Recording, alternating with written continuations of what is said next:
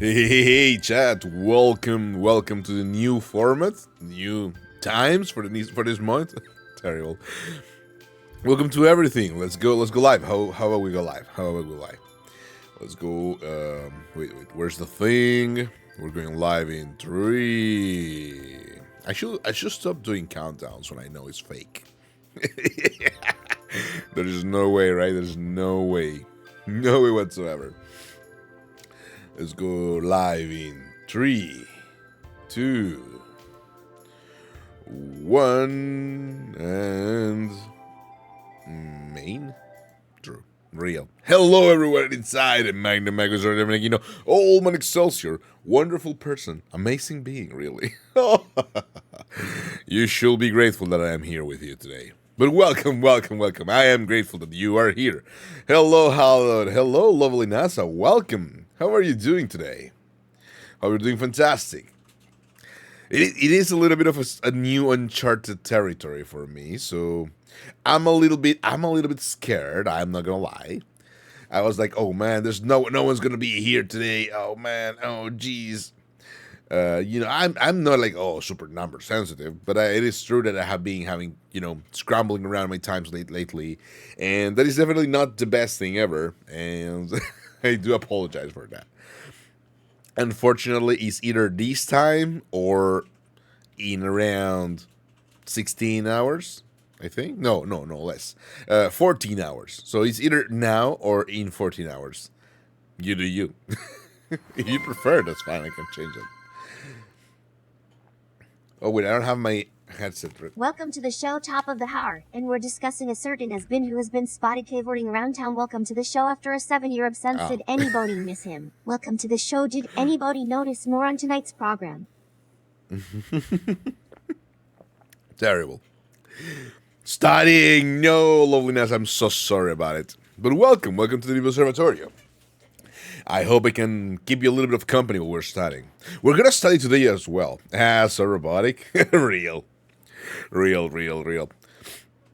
yes, what was I was gonna say something. I forgot about it. Oh, well.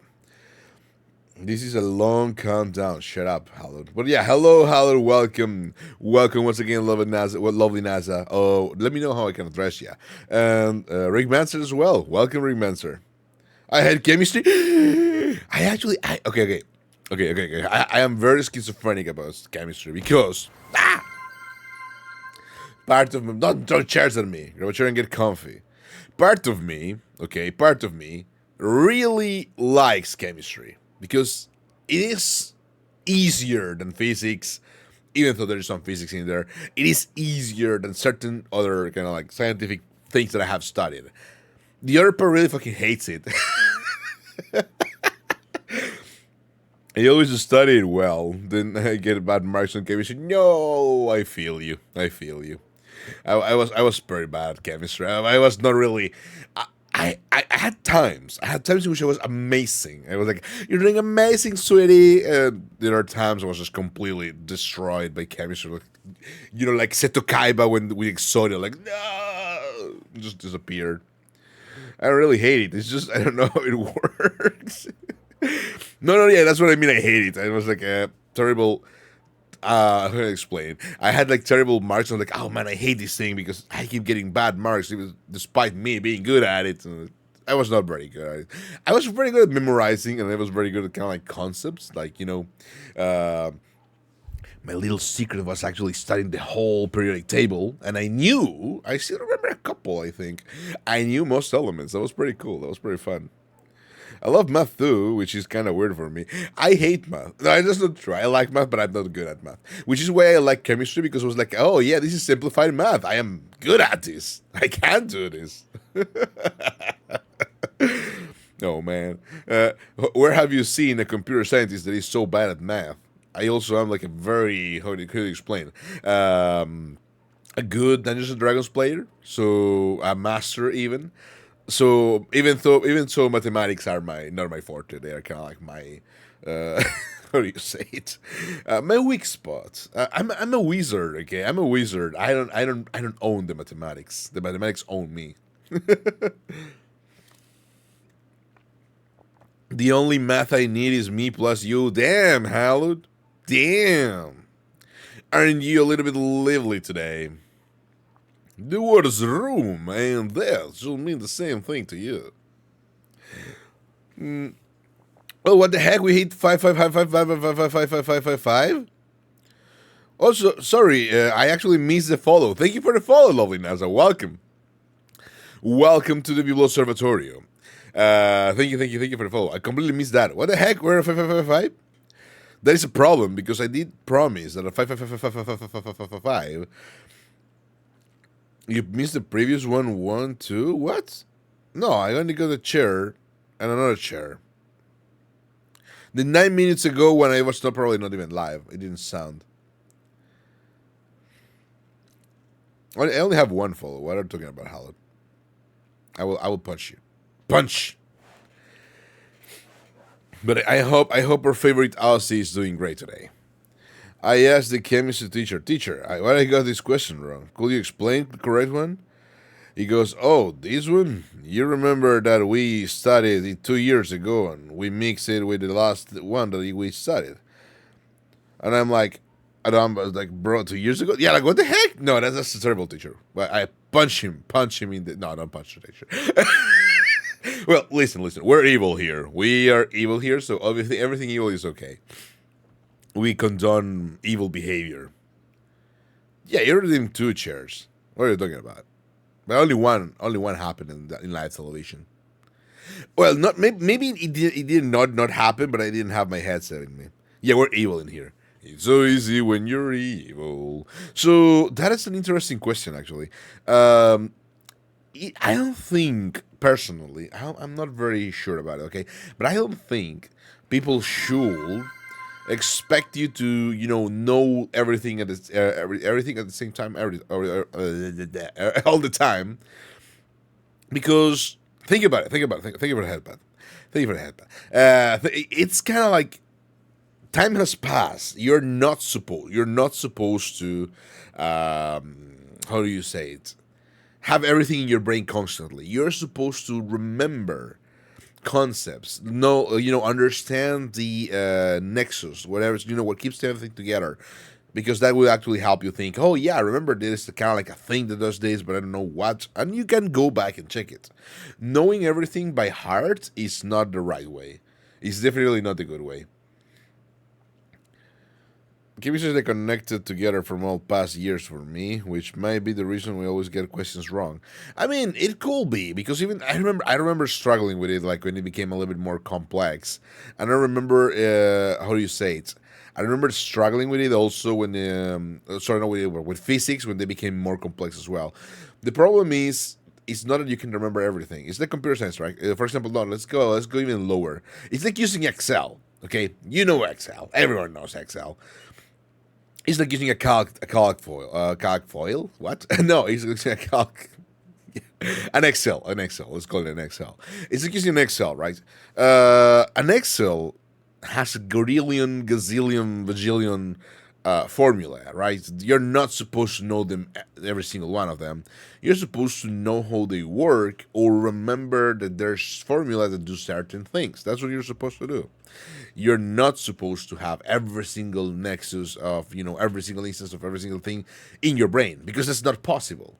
So people usually just remember what they are, supposed to look for, and then they are or maybe the 5 or 10 formula they use daily, and that's kind of like what they know. That's what they know. Excel Saga is an excellent anime. You did that pun on purpose, didn't you? Like, bro, 2 years ago, I don't remember what I ate yesterday. What do you expect, teacher? Yeah, exactly. But you remember you ate, though, right? That's what I mean. You remember you ate. You don't remember what you eat. You ate. But that concept is still kind of like going forward. So that is interesting. That is a good way to kind of like try and tackle things.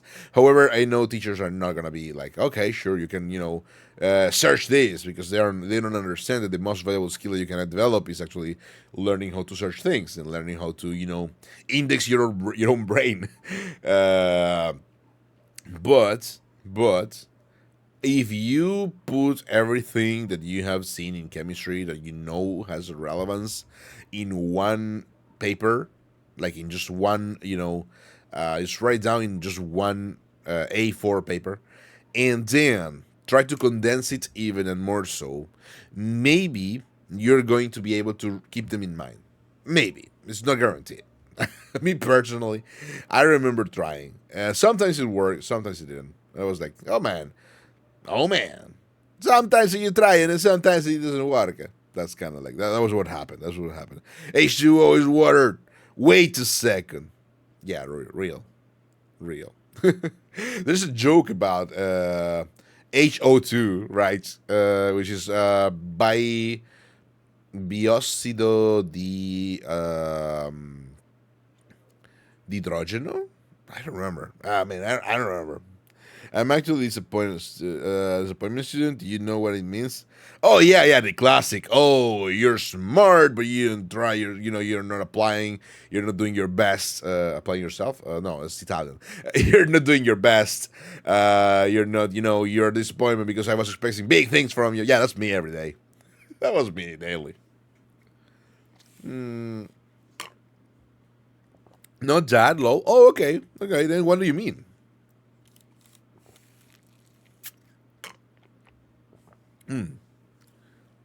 Let me just try to put myself in here as we start to get a little bit closer to what we want to do today.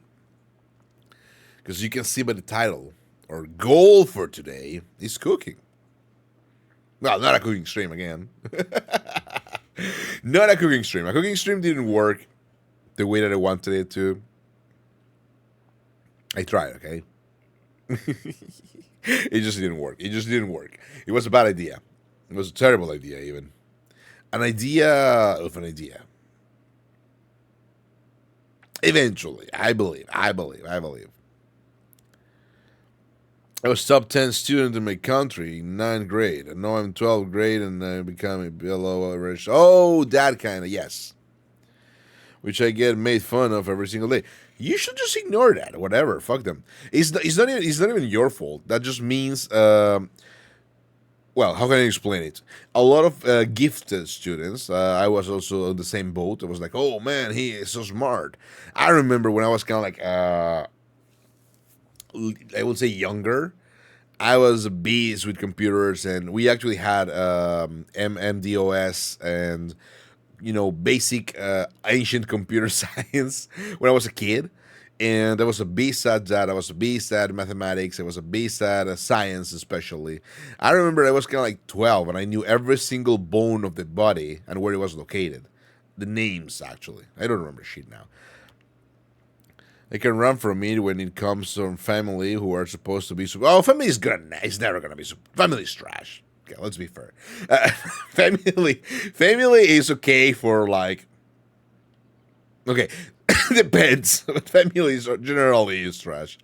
They're never really gonna be understanding. I think it's not a fault. It's not a fault. It's not their fault. It's more like they think they're doing good, and they always think they're doing better. They know better. So it's gonna be like, oh, but why are you not doing what you were supposed to do? Do the thing. Come on. Why are you not jumping around, ape? And they're like, oh, come on, man.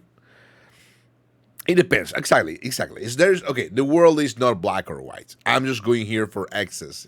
I am going, to the extreme. That doesn't mean everyone is. It's like that, but I feel that because it was like that for me. For me, I had like my father was like, "Oh, but you're supposed to study." I actually, the thing that we talking about in streams before is when I was growing up, I couldn't even get like computers or computers, yes, because I could find a hack in there, but console, video games, and stuff like that, that was kind of not allowed because it was not for studying. And when I started, not doing well in certain areas and failing in certain areas, I was like, oh, but you're not studying. You're supposed to study. That's just the thing, yeah, right? I'm not good at studying, and you're bad. And why are you doing bad? If my family just ignored me, like I asked everyone, I could have the best life. That's so I control and how non-supportive they are. Down. Oh, damn. Yeah, I feel you. I gotta say, I do remember my time as a student as not being particularly good. I do feel like I'm living myself now when I'm 30 and I'm just, an old man on the internet. I got my job and I do my things, and I mean, yeah, sure, but uh, I will say I agree with that. I agree with that a lot. Unfortunate as it is, there's a lot of pressure, and it's gonna be there because kind of like people always, family always see you as kind of like what they couldn't be, right? The wasted potential, and the problem with being the potential, the high potential individual, is that they don't really consider, not like with a bad faith, but they don't really consider you as the thing, as a person that needs their privacy, needs their things, needs their space. You're like, no, but why are you not doing the thing that you're good at when you could be the literal Jesus Christ of this thing, right? You're kind of like, it's not that they're doing it in bad faith. That's the point. But they're gonna be on your ass, unfortunate, unless you learn how to ignore them. You can just be like, oh yeah, whatever, yeah, sure, okay, it's fine. Uh, because otherwise there's no way you can actually talk them out of the area, of the situation. I mean, there could be, there's always a possibility that it's positive that people are gonna be like, oh yeah, sure, sorry for doing that, thank you for taking your feelings and your beliefs to me, I understand. But that's kind of like a low possibility. I'm actually doing 13 hours a day daily and still average. But I want you to image how angry I am at myself. Yeah, I understand. I cannot image. I can only kind of like fathom the idea. That's a lot. That's a lot. That's kind of like literally just being on the books all the time. It's like being a burnout so much this year, but I'm not allowed to rest. But man, that's a bummer. I'm sorry. If you can try to organize, a discussion where you present hard evidence, not just on yourself, but based on real studies that bring forward the concept that just by doing it a lot, you're not gonna go beyond. Especially if you're going through burnout, if you're going through tiredness, it's not gonna work out because there's a limit to how much the brain can absorb during one day, and that limit goes lower the tired you are. So it's not gonna reset. You need to have like a good rest schedule, good food. Actually, you have to have a good diet, and you have to have time down. You have to have like time in which you do something that is not studying. You're live this early? Wow. Hello, fans. Welcome. Yeah, that's kind of like, it's going to be the times for this month. Unless we actually see that there's no one around and we have to switch to late night, which is going to be even worse. I am gonna be gone for school in a bit. Oh, that's fine. That's fine. Have a good day at school, Feds. Thank you for dropping by. Oh, Feds, remember that we have the new commands. I only have to write down the new ones for what is it called again? For I uploaded the Nico arc. Yeah, I uploaded the Nico art, but I didn't put the commands on the chat. I did all type of stuff. I tried. The guild trip me always bad mouth me and my aunts and aunts. So damn, I'm so sorry. I apologize for that. I mean, I cannot apologize. It's not my fault. But I am sad. I am saddened by this. It is complex. It is very complex, dynamic. I mean, you can always just be like, you know what? You can guilt trip me whatever you want. I don't care. It's fine. I will take my time. I will take some rest. I cannot keep on. I will break down and die. You prefer that? Eventually they're gonna have to accept that, right? Thanks. But yeah, thanks for caring school, indeed. Still, I always get cheered up when I'm on this app. Amazing people like you guys. Thank you, thank you. It's a good way to connect with a lot of people from the world. We have made a lot of good streamer friends. We have made a lot of interesting people you get to meet, and sometimes it's a good tip or two may come out of the silly streamer online. But I mean, it is kind of like. Understandable. I 100% agree. It is not a very fair situation. I hope you can get yourself sorted out a little bit more. Like it doesn't have to be like either win or lose. But if you can get yourself some more time to rest and some more time to actually let the information become static information, enter into your brain for good. That is probably gonna help you a lot, especially when you start, having a little bit more of a time for yourself, and it's gonna improve the way that you actually absorb information. And personally, it's all about curiosity. When I still care for something and I'm like super curious about it, I will learn the shit out of that. That's where I kind of like. So people in the chat know already. People in the stream know already. I used to do a lot of. I know a lot about coffee, and that's because I got very passionate about it. It was super interesting, and I do know it to an obnoxious level. Thank you for the big sip. New Zatsudan. Hello, Holden. Welcome. Thank you for the big sip. I still always get cheered up when, thanks for listening, actually. I don't have anyone to talk when I'm down, so thankful. Absolutely, we're here for that. I mean, the People Observatorio is just a little place. I mean, we just do, video games and stuff, but if I can be of assistance, rather, or in any way possible to people, that is kind of like the part as well, right? Meeting with stargazers from all over the planes and being able to do, whatever little thing we can do for them. How are you doing, Holden, today? Yes, we are doing a little bit of a new Satsu. I am not as cool as certain Satsu friends that we know. However, I have this thing that I want to get through. Mamma mia indeed. Mamma mia, Magini, the new brain rot character. I need to draw that. I need to draw a new brain rot character. Mamma mia, mamma mia. But yes, we got seal redeems, we got soundboard commands, only for subscribers though. To avoid spam. We got a lot of things going on. But yes, new Zatsu idea. The new Zatsu idea is pretty simple. We haven't really talked about that. It is a fun thing. I hope it's gonna be a fun thing. The new Zatsu idea. I'm about to sleep? What do you mean? Figured I'll see what you're up to. No, I thought you were gonna be awake. Unbelievable, shaking my head. Yeah, it's understandable, Holden. To be fair, I am testing this time. This time slot is still kind of like a little bit in there.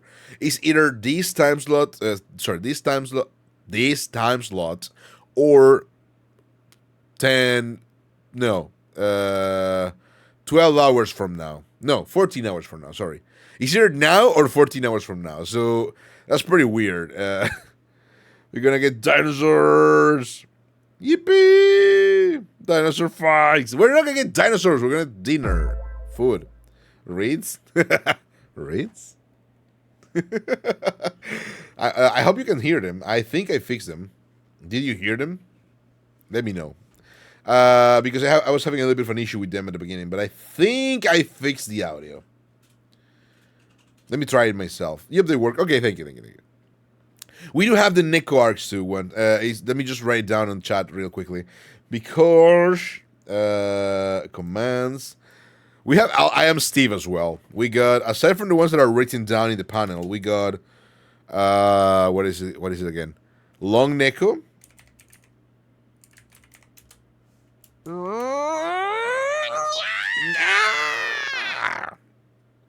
No, we don't have dinosaur fight. You can drop the idea. That's fine. You can drop the idea at the cauldron and be like, hey, I have an idea. You want to take it out? You want to use it? And it's probably gonna be a yes. But we don't have it right now. We also have just the normal Neko, which is Nya. And we have the I am Steve, which is just I am. I am Steve. But yeah, welcome. One day, yippee! Welcome to the day. Don't transform me into a Fumo. How dare you transform me into a Fumo? What the heck? How unbelievable. Disrespectful. Total disrespect fest. Local magister is turning into a Fumo. Unbelievable. The total disrespect. How dare you? You look so adorable. Thank you. Like my model, I drew it myself. I do have an amazing rigger, which is Rick Manser Kim, who dropped by chat earlier, who just got a vision. Rick Manser, if you're still here, link us your vision. Let me just sip. Thank you for the big sip. No, it's like normal Megino tradition. It's been 30 minutes in, and we haven't talked about the new Zatsu format. So what are we gonna do, right? What are we gonna do? What is the idea? Are we human or are we dancers? So, artist? I wouldn't call myself an artist. I just doodle for fun. It's a good way for me to get steam off my brains and, after a long day at work and stuff like that. It is just nice, entertaining way. It's kind of like, letting off all the bad vibes from the day. That helps me a lot. Coloring mainly, but I hate it, so it's fine. I hate drawing. I really do, but it's fun. I like it. I hate and love it. Love, hate, love, both. Draw yourself a dinosaur model? We actually, not gonna lie, we actually have a Godzilla costume that is still on the works because I never finish it. And by never finish it is I just made a sketch and the concept, and it's just gonna be there, it's being there forever. But I actually have a Godzilla costume. They approved me. I'm still setting up the commission, so it's fine to give it the link so we can pin it in the chat. God damn it. WT Rex holding a katana. Ooh, have you seen the game development from that dude? That was amazing. The dude making the game where dinosaurs fight with swords. That's pretty cool. That is pretty good. All right, I'll go. Absolutely, Feds. Thank you for dropping by. Thank you. Have a good day at school. Study as much as you can. And when you cannot, just be a menace. Remember, always be a menace. There you go. Now we can follow the amazing rigor. Thank you. I'm gonna put it in the pin. There you go. So. The Satsu idea. Right? Oh, by the way, lovely NASA. We're actually getting a Kasane Teito costume that I have teased and that I have put down on a countdown. I was like, when we hit 5555, I'm gonna get the Teito alternate costume for the model. So we're gonna become Kasane Teito. If you don't know who Kasane Teito is, I am very sad, but it's understandable. It's a Nutaloid, not a Vocaloid. It's a Nutaloid. It's empty though. I'll see you later tonight. It's fine. Nice. What that means though. Kasane Teito is a synthesizer that has. It's like Hatsune Miku. If you probably know Hatsune Miku, so a bit more popular. But if you don't know them, it's kind of like a program that has a voice bank with different sounds that actually meld, in a way that they seem to be imitate speech. But you have to use pitch and notes in order to make them, speak or talk or, move forward toward a certain area. So that's kind of like how it works. And ideally, you get all these, interesting, wonderful songs that they have made over the years, really. It's been like a thing for many years. And I will say they have very nice songs because they have given music to the people. It's for people who don't sing, for people who don't do music, it's easier to create a song with an Utaloid or a Vocaloid.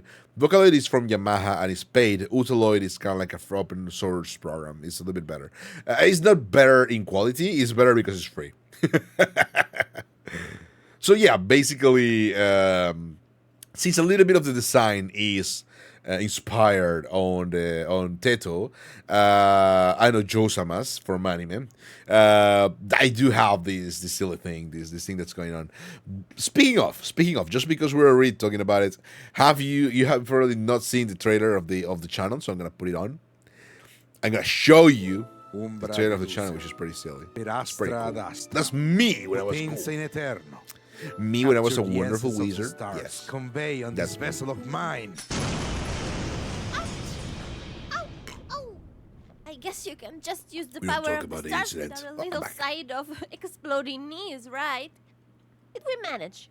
Not that I will ever doubt my power, and yours, of course. But mine are, as you are aware, ever doubt the great Magister Aurelio Meneghino? What? What is wrong with you? What is wrong with me? universe of all that is arcane, how could that even be compared? So, recap. I seal myself in this vessel instead of the cosmic power of the universe. And now I have to regain the astral energy that I have lost by connecting with stargazers hold across up. dimensions to restore Yeah, a my little bit. power. Yep, it's all right here in this Wikipedia article. Well, if it's in the library, it must be true. Yeah, that's the trailer of the channel, but also a little bit of a lore dump. It is something I work on very hard. It was very fun to make and enjoyable too. It was fun. It was fun. A fun guy, some may say. Yes, but yeah, it's very much a little bit of a drop on who am I, what am I. Absolute cinema. Thank you, absolute cinema indeed. I should get a black and white filter so I could do absolute cinema. But yeah, aside from the absolute cinema, we haven't really talked about the concept, right? The concept is very fun because I used to be a chef, a sous chef, to be fair. I used to work in a kitchen. I ended up from normal shitty kitchens because I studied computer science. I didn't like that. I went straight to the kitchen. I was like, you know what? I'm gonna cook. I'm gonna be the next Gordon Ramsay. And yeah, it was not for me either. So I tried. I went for the from the normal cheap kitchen to the I would say the highest I have been is I worked for a 5-star hotel, and that was pretty good. And I was pretty good. You cook? Oh yeah, I'm very good. Oh then, thank you for the bees. Appreciate it. Mwah, mwah, mwah, mwah, mwah. The chef kiss to you. Mwah. Thank you for the beanies. Appreciate them a lot. Thank you. Yeah, I actually am. I'm pretty good. I'm very lazy. Sometimes on the subscriber only channel on the Discord, I drop some of the photos of the things that I make that are not good to see, but are good like overall. Like oh man, this doesn't look great, but it's good for the time, effort, and the nutrients and the food value. I love people who cook. Actually, you're my friend now. Yippee! I love people who love people who cook. So that's perfect. Welcome to the New Observatory once again. But yeah, thank you, Holden. Mwah! It's thanks to your support and people like you that I can be a silly old man online with worries and brainworms. Appreciate it a lot. I love people who cook, who love people who cook. Yeah, it's crazy, right? Huh? So, what is the idea, right? What is the idea? The idea that we're still haven't been like able to speak about it because I'm always distracted.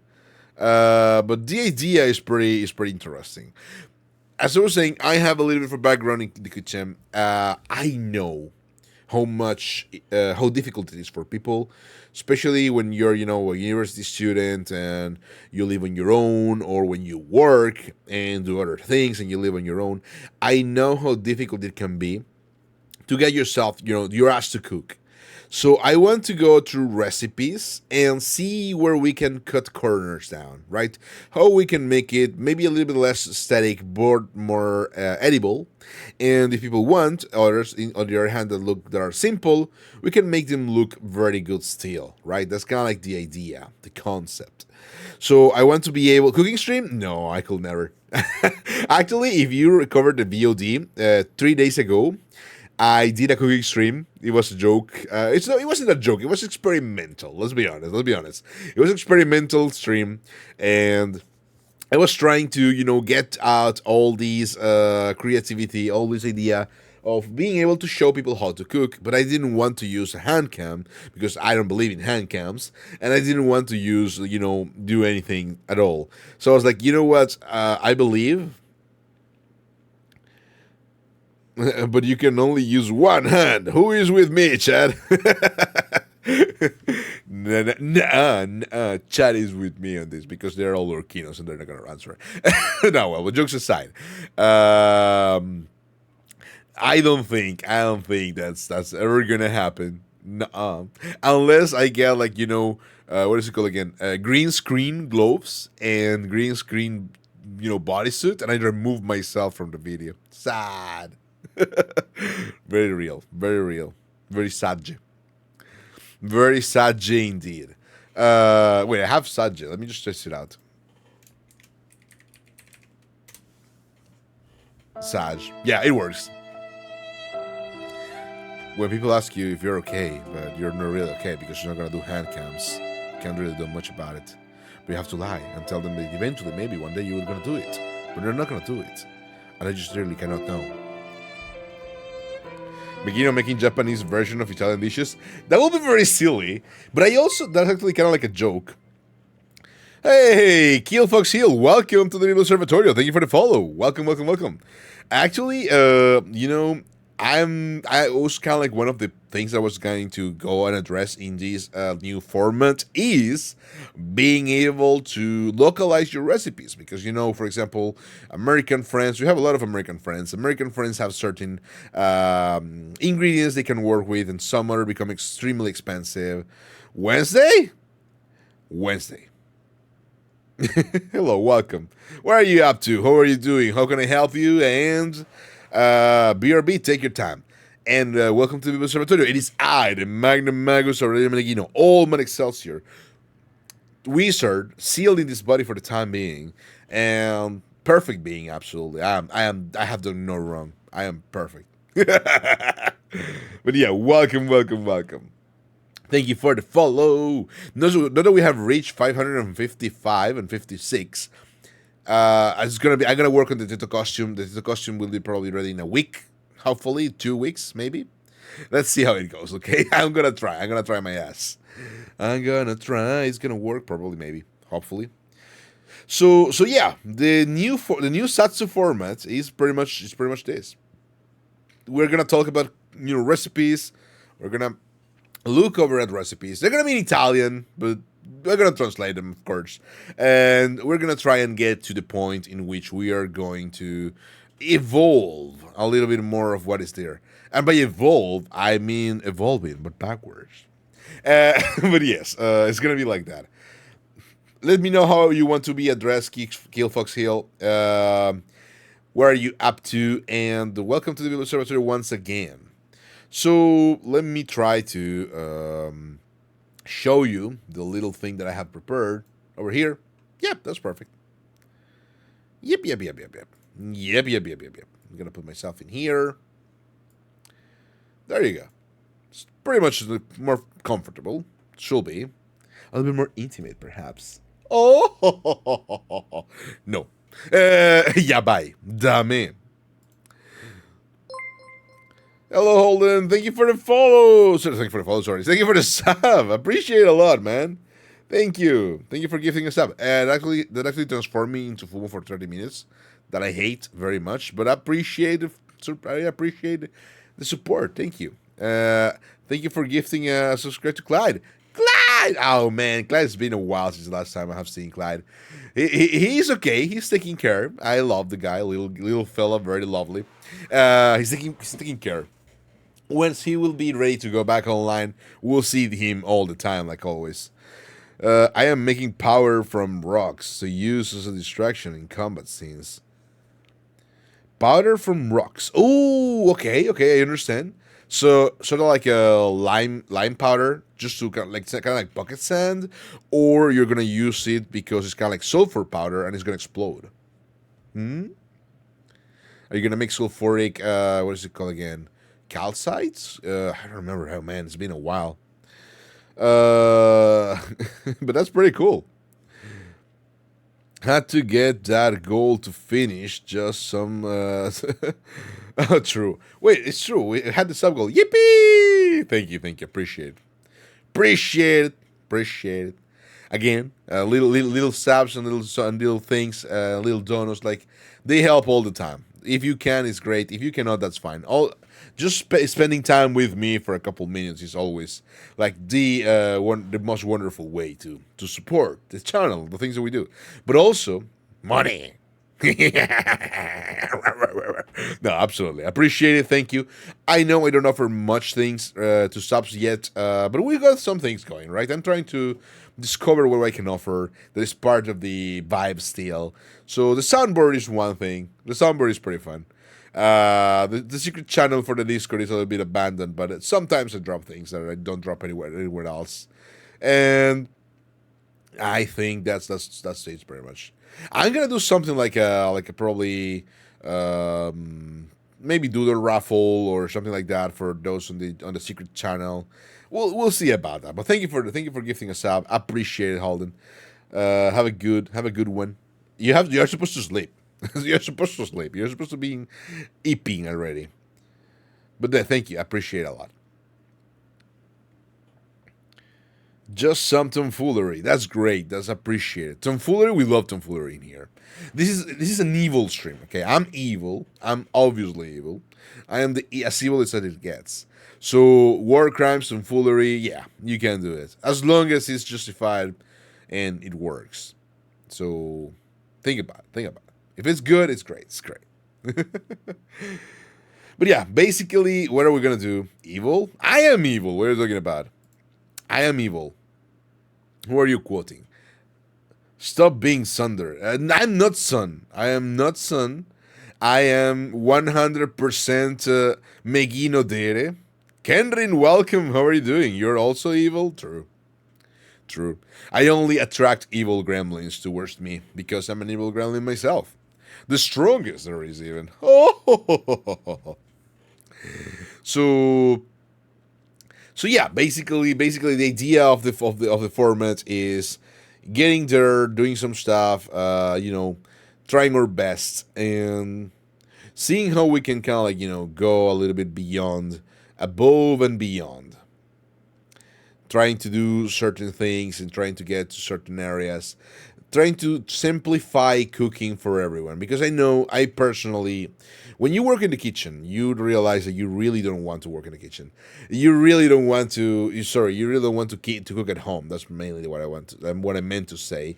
And those kind of like the things that I usually go through. Like, oh man, I'm tired. I'm popped. I don't want to cook. I hate it. It's a chore, and I understand that it is a chore.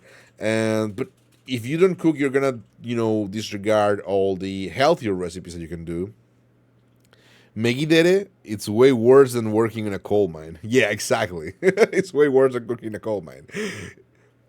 At least working in a coal mine was better. Probably, sometimes, maybe, depends. I threw some dust in a guy's eye and saw his pants so evil. That's great. Do that. Yes. 100%.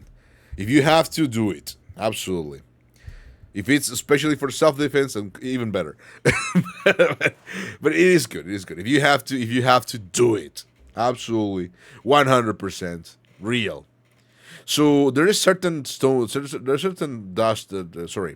Elements that are more irritating to the skin. But we're not gonna go towards those. But that's good. Good idea. Great thing. Pocket sand, always appreciated. So the thing that I wanted to go through, right, is I want to go through certain dishes, see if we can simplify them, if we can simplify them, and try to get to, this is a lot of product placement, I don't like that, try to get them to, more product placement, to a point where it's easier for people to cook about it. And if maybe you can cook it and be like, oh, Megino, we cooked this dish, and you can post it on the general channel, and I will be very happy. And I will criticize your food. No, I will never criticize your food. Mattonella con oro saiba? Really? This is all sweets, pasta con gli spinaci. So the thing is, right, there's a lot of things going on here. And I want to kind of like be able to give you a simple version of certain recipes. Because I know, sometimes you want to just kind of like have something, cook something in a way that is good for you. And I don't know. Let's try and delve into. Is there anything that you want to eat that you have been craving, or that you want to kind of like, oh man, I want this pasta, or I want this, steak or veggies in a certain way? If you have an idea that will help, speed up things greatly, because I have too many things in my brain, I cannot just kind of like narrow it to one Carbonara, don't work on carbonara. Carbonara is high level. It requires time and effort. But it actually, there is a fail-proof recipe. Foolproof recipe that uses science. We can work on that eventually. It's being explained by a very cool Italian chemist. There's also another version that works better for like a restaurant that requires cornstarch, which also makes it a staple. You can actually put in your fridge and use whenever you want carbonara. Megino, is it a Monday morning? How do you have energy? Yes. I have no idea. I actually had a very hard time waking up. But hello, Bunny, welcome. I hope you're doing fantastic. I hope the little power is doing fantastic as well. I hope you're having a fantastic day. What are you up to? Welcome to this little morning stream in which we're trying to get well, it's gonna be morning forever. For this month, it's gonna be always morning streams. It's gonna be horrible. I have no idea, but it's gonna be something. It's gonna be something. It's gonna be something. Squid ink pasta when? When we kill Momo. We kill Momo, and we can do squid ink pasta. Okay, squid ink is interesting because squid ink is an interesting ingredient. It's pretty fishy. It's got its own taste. I don't hate it. Actually, I do kind of like it. But it depends also what you want to achieve with it. If it's just kind of like as ingredient as aesthetic, don't bother. But if you want to kind of like go into the actual dish that looks good and it's not that difficult to make, absolutely, absolutely. So yeah, welcome, Bunny. I hope you're doing fantastic today. Thank you for dropping by. I just woke up, lol. By the way, if we're looking at Italian food, have you ever made spaghetti all'assassina? I know of them. I never really had to cook them personally because I'm more of a fan of the simpler version. Okay, here's the deal. Spaghetti all'assassina. It's probably in here. I don't know. Let's see. Yeah, they have it. The problem with the spaghetti all'assassina is that it requires a little bit more work than I personally want to put in when I cook for myself. And it is not bad, absolutely. It's great. It's morning for you and it's midnight for me. No, Kill Fox, I'm so sorry. We're divided by time zones from a lot of people, unfortunately. But normally I don't stream at this hour in the morning. I normally stream like a midday, so like in 4 hours from now, around that time. Or late night for me, which is around, 11 hours from now. No, sorry, 12 to 13 hours from now. Depends on the day. So, but I'm trying to, unfortunately, I have to kind of like juggle it around with the time that I have to work. This month I have to work from 16 p.m. to 20 p.m. It's just weird, but that's kind of like how my corporate works. And it's going to be weird. It's going to be weird. So I have to juggle around when I have free time and how to, put in the slots for the streams. Because I don't want to stop streaming for a whole month. What the heck? No. And I was like, you know what? If we stream late night, I'm going to be very tired all the time. But maybe if we stream morning time, we can do something about it. I was kind of like a little bit afraid nobody's going to show up because, again, most of our friends are from America, from Asia, from Australia, and some are from Europe. Not that many, really. So it was like, even if they're from Europe, they're probably working. It's going to be weird. Oh, Holden got into prison. Let me just fix that. Change to make new friends? Absolutely true. I need Megino to out his out on margarita pizza. Oh, man. You don't want to get me started on pizza, do you? No. But yeah, okay, so Bunny. The wonderful Bunny, amazing streamer, very cool. The problem I have is that you have too many steps with Assassina, right? Because you have to prepare the pomodoro, the sugo. You have to prepare the tomato. You have to risottare, which is something I really don't like, right? We call it risottare because it is the same principle behind risotto, and the principle works very much in a way that you are supposed to, instead of cooking the pasta first and rehydrate your carbs with boiling water, like we normally do, put the pasta in the boiling water, you're going to have to create the same effect of risotto. So you're gonna just add a little bit of water into the hot pan, into the hot container with the pasta, and let it reduce slowly. And that is a good way for the starches to transform to gelatin, to create that gelatin effect and create this kind of like special texture that is very good. It's super creamy, very rich and lovely. It's the same texture that is part of the risotto. The problem, however, is that it requires a lot of time, and sometimes you're very tired. I personally sometimes struggle to make a normal, tomato pasta. So I'm like, you know what? I'm not gonna have the energy for that. I don't think, unfortunately, this can be changed, right? If you want this same effect, the same effect of Assassina, you cannot change this step. That's what I was trying to say. We want here to make recipes easier, faster, and more. How can I say, like lazy proof, right? Even if you have a bad time, you can still cook it easily. But this Assassina requires risottare. Risottare is not exactly interchangeable. You cannot do that. It's 15 minutes. It's 15 minutes of doing the same thing over and over again, right? And it's problematic just because of that, because you have to kind of like make it absorb all this moisture, all this kind of like water or broth into the flavor of the pasta while it's cooking. So before it actually becomes something edible, you're gonna spend more time than the usual time because the heat is also lower and the time and the way that it cooks is also different. You're gonna spend more time than the usual because normal spaghetti are from 9 minutes to 10 minutes for like an al dente. If you're waiting extra 5 minutes of you doing the same mechanical work, it's gonna be worse. It's gonna be terrible. Okay, let me just get back in chat. Hempy, welcome, hello, Hempy. How are you doing? I won't let 3 a.m. stop me from viewing Megiddo stream. No. Nuh-uh, Missy. You cannot do the same that I do when Hempy Milk is live. No, no. Go to eat if you have to, because how can you make delicious food if you're sleepy? You cannot make delicious food if you're sleepy. You can make You can make salapa if you're sleepy. Very informative. Thank you. Absolutely, absolutely. Thank you for dropping by the Spaghetti Assassina, and thank you for asking. Absolutely. If you have any other questions, feel free to ask. Well, I want to kind of like start getting into it. Start to explain a little bit of things that are going on. But if you have to work on something like that, I would prefer to go to aglio olio. Aglio e olio.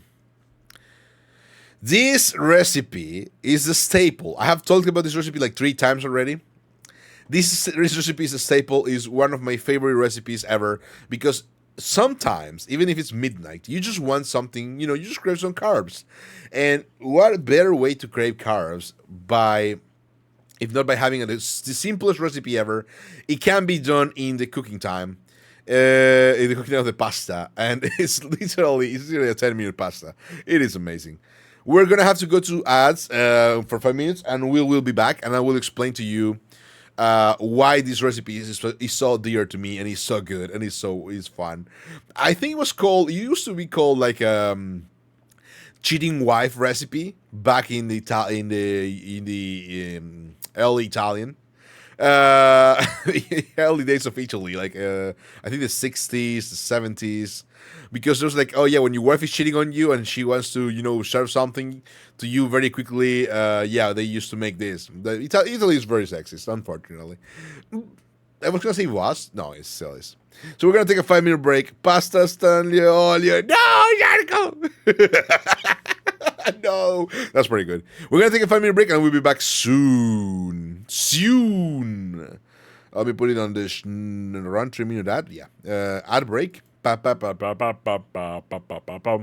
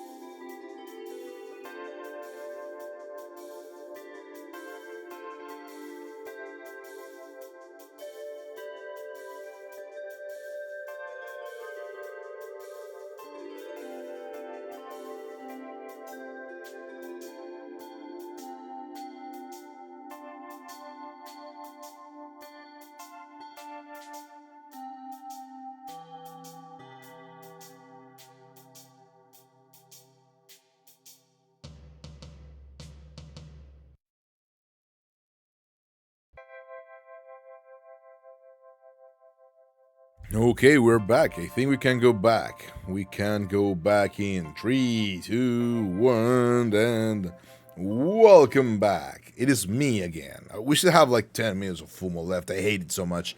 But yeah. Let me see. I've been drinking real. Thank you for the little Bunny. And Hampy, got to sleep. Got to sleep, dearie. You're doing amazing, sweetie, but get some EP. But we're gonna work on what was I gonna say? On recipes. We're gonna try and get some recipes. Ah! Thank you for the big sip, Golden Holden. I'm not having Beppies first thing in the morning. No, I'm having water. I have only water in my desk right now. Oh, geez, and you're early. Hello, Adikorsama. Welcome. Yeah, it's gonna be kind of like probably the time of the month. It's gonna hang around these time. It's gonna be around these time, because work smells and I have to pay taxes. So it's gonna move around this. Tito. I don't remember the lyrics. Let me just check. Let me just Google the lyrics really quickly.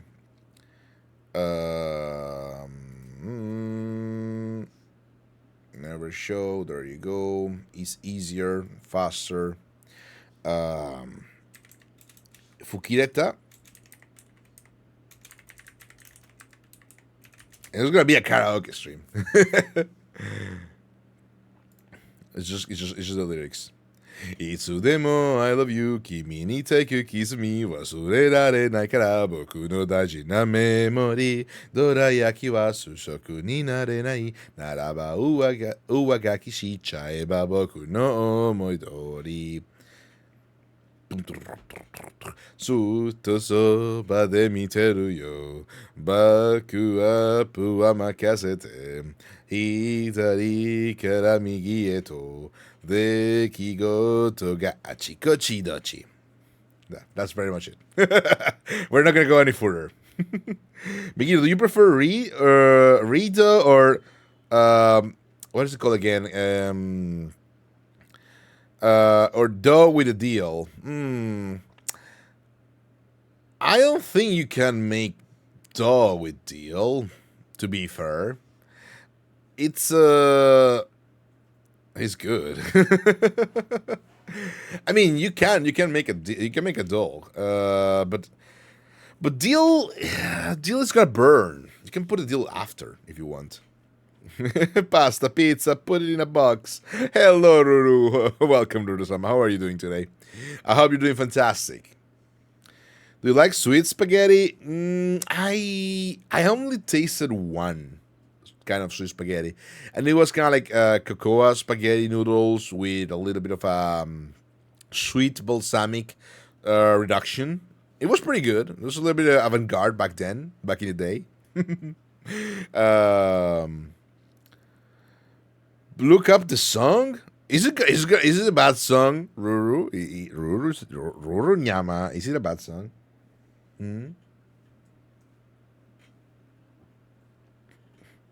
So I have tasted sweet pasta before.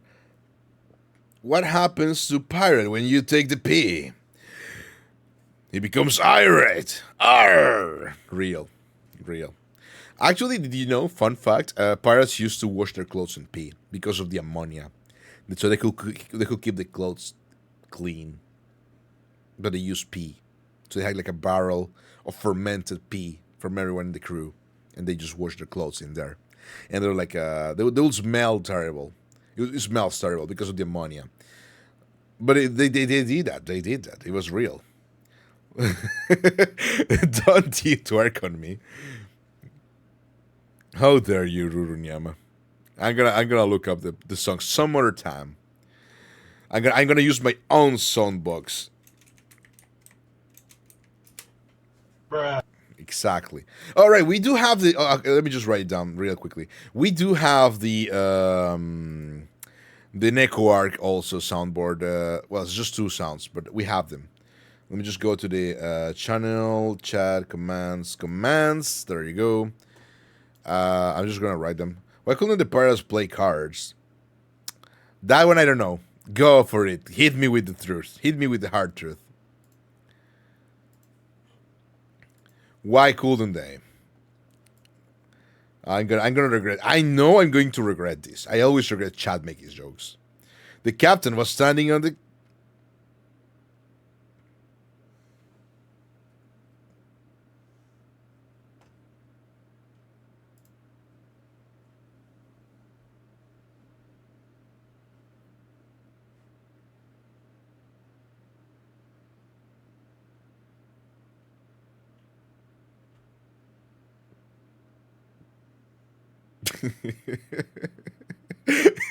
I always regret giving. I always regret this. No, it was funny. It made me laugh. Captain, you're standing on the deck. We cannot play cards again. Oh, sorry. Me, mateys. God damn it. Gosh darn it. Yes, my power is growing. Your power. You are like a little baby. My power is even stronger, for I feed on your power alone. For some reason, Spout has this kind of like cuts up on top. I don't like it very much. Terrible. I don't know why. It is full screen.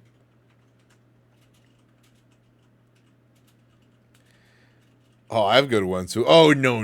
You shut up. I know you have terrible puns. Two fish are in a tank. One says to the other, I don't know how to drive this thing.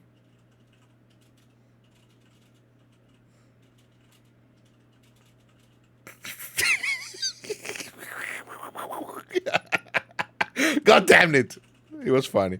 I hate it so much. Set your resolution to your screen resolution. That's what I did. It is a screen resolution. But thank you. Let me double check.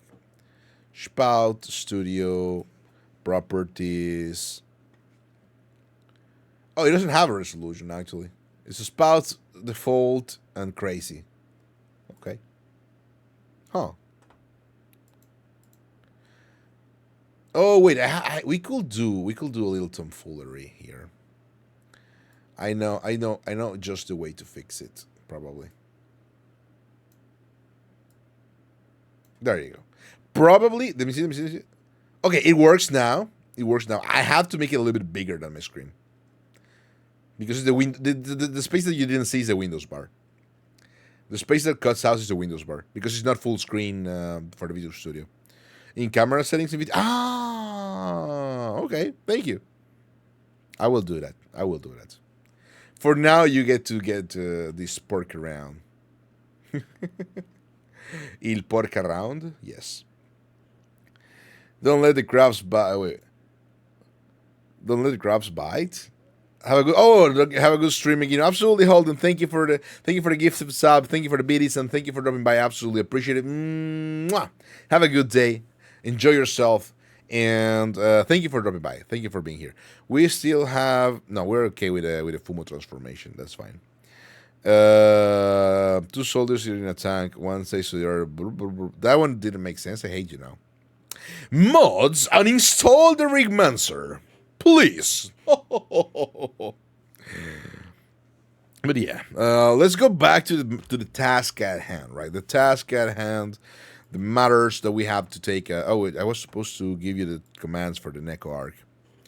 What is Hyena's favorite candy? A Snickers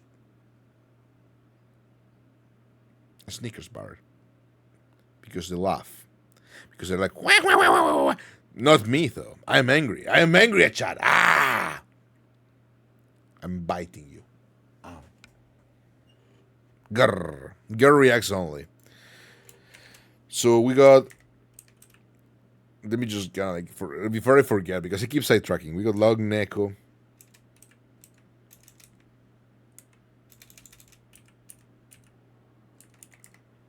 We got Nya, and we got I am Steve. There you go. Those are the ones that are still not in the thing because I forgot.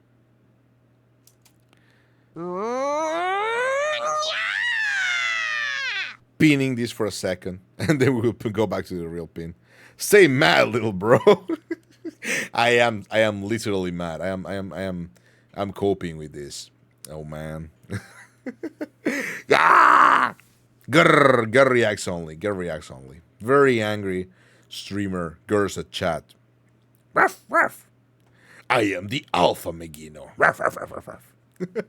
So back to the thing at hand, right? So if you're craving food and you're like, having a bad time, this is the fastest thing you can make whenever, and you don't need much. Grr, don't laugh at me. I'm gonna cry. Chato. Chato tasukete kudasai. I'm being bullied. Oh wait, you are the bully. No. Unbelievable. Unbelievable. So. We're talking about cooking. We're talking about cooking and cooking accessories, right? I don't know what to tell you, McGinno. I don't know much about cooking, but I can tell you you had a heart of propane. So, the thing that you can see here is that they use around 320 grams of spaghetti. That is very good for two people. Normally, people serving goes around 90 grams of pasta, 80 grams of pasta upwards. And when you eat these kind of recipes, you actually want to go a little bit more because it's just carbs. They're gonna melt in your mouth, but it's cool. It's fine. You can still technically. This is very cheap recipe as well.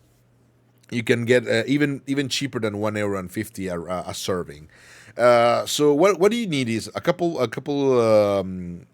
cloves of garlic, a little bit of chili peppers, and you are going to need the best olive oil that you have. If you can afford a little bit of like an extra virgin that is good, get it because you're gonna need it. This kind of recipe requires the best ingredients that you have at home. If you have anything short of the best that you can have, it's gonna influence the taste. Like if you don't use olive oil, it's gonna taste like it's gonna be oily. If you don't use, what else do you have? If you don't use, like for example, I will say if you don't use certain ingredients, you're gonna feel it. Again, extra virgin olive oil is better. Is the better one. Is the best one. It gives you more aroma, more organoleptic compounds. It makes the dish more balanced, I will say. You don't need to. You can use normal olive oil if it's too expensive. That's okay. But in that regard, then maybe work a little bit more with the garlic and try to get a better pasta. Try to regulate it according to your finances. Don't worry about it. But if you can give it the best you can, it's still pretty good. A very decent extra virgin olive oil runs you for about 15 euros, I guess. A little bit more, a little bit less. And it's around 1 liter. You're going to use around 30 grams of oil for a pasta serving. Sorry, for this kind of preparation. So, so that's kind of like the thing that you have, right? The thing that you have going on. In other situations, I will say try to get into the concept, right? Try to get into the deal. Try to put in some extra weight into it, and you're gonna see that it actually changes. It's gonna be much more interesting. So what you want to do here is you want to mince the garlic, but this is where they are wrong and I am right. This is where I am smarter. This is where my expertise as a chef comes in. Don't fucking mince the garlic. It's a waste of time. It's just stupid. Don't do that. You can squish the garlic like those, very strong Chinese chefs that use like a hatchet, right? And they just kind of like smash the garlic, and that's very good. You could do that. However, the best possible way to cut the garlic down for this kind of recipe is slices, very thin slices. It's gonna take you less time. It's gonna be easier, and you can remove the garlic in a way that is, not influencing your dish. It's not gonna be there. It's not gonna be a problem. It's gonna be very easy for you to remove if you don't like it, or to keep as garnish if you want. So that is kind of like the hacking here. Some people don't have fresh chili peppers. Me personally, I never have them. So you can get, I would say, chili flakes, right? You can get chili flakes. And the thing that you want to do, if you put the chili flakes just like that into the oil, it's going to become spicy. It's going to become, like it's going to burn you. It's not going to be better. It's going to be kind of weird. So what you want to work with is you want to rehydrate the chili flakes. So get a little bit of hot water. Maybe just use like the same water you're going to use for the pasta. That should be boiling by now. And you can use that. Put these flakes in a little bit of hot water and let them rehydrate while you're cutting down the garlic, right? So that is going to give you more aromatics. It's going to give you more flavor. And that is kind of like how it works. Basically, oils render the aromatics, they make them develop, but you need water in order to transfer. You need the water in order to transfer these and keep these flavors in place, right? You need the water. Without the water, it's not gonna be as how can I explain it? As flavorful as you would expect. So, but you will be like, Megino. We talked about this the other stream, right? We talked about this the other stream. Megino, this pan has hot oil in it. It's going to transform into a hazard because hot oil water. Yes, that's why it doesn't have to be hot. You have to put this pan into the lowest heat possible. Let it, because if you put it into like a hot how can I say, okay, if you heat the oil too much, it's gonna burn the garlic. You don't want to burn the garlic. You want to be able to put in the flakes and the garlic and the water with due time without problems. So what you want to do is you preheat the oil at a very low heat. Throw in the garlic, start to getting some color.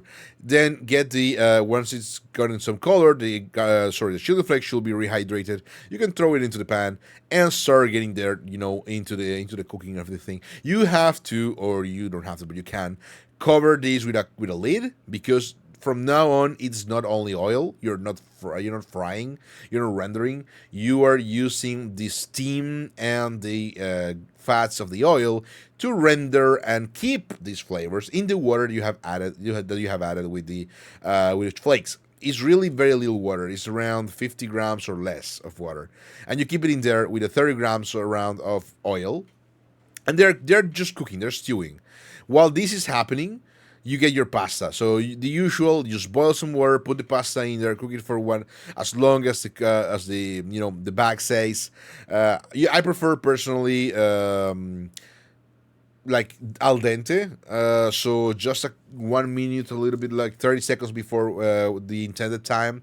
But you can just keep it as much as you want. You can just hydrate it the full time. Overcook your pasta if you prefer it. If it's the kind of slop you crave, that's gonna be okay. It doesn't matter. You're tired. You've been working. This is the best dish you can get in the most effortless situation. It's pretty fucking goated. So what are you doing here? This is garnishing it with all these the leftover blocks, or I would say means of chili peppers and the garlic. Personally, I don't think this requires a garnish, but if you want to garnish, I will say garnish it with if it's fresh chili pepper, yes. If it's the rehydrated chili pepper, no, do not garnish it with anything. You don't need to garnish. And if the for some reason, because it shouldn't be, if your garlic is a little bit crunchy, you can put it on top. That's fine. Oh, we got Momo Mom. Can I use cola instead of water? Yes, Momo. You yourself personally can use cola instead of water. But only you. No one else can do that. No one else should be able to do that. Only Momo. So, pretty much that's kind of like the things we're going through. And that's what I want to kind of teach everyone. See what we can do. See what can be done. Is simplifying recipes in a way that are okay for people. And this kind of like this is my my go-to, because I'm pretty, most of my time is it's just being, a VTuber online, following up to community, trying to create a space for everyone.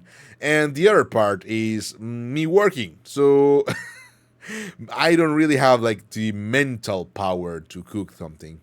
So this is one of the go-tos that I usually go for. One other thing that I will tell you that is pretty easy to do is any kind of stews. They're pretty easy because you can leave them be and just do your thing. Some require more attention, and some are whatever, fuck it. The easiest one will be spezzatino con patate. But it depends on what kind of stew you prefer. Also, if you are vegan, there is also options that are very good. But depends on what you prefer, what you're looking for, and what you're trying to get through, what you're trying to do.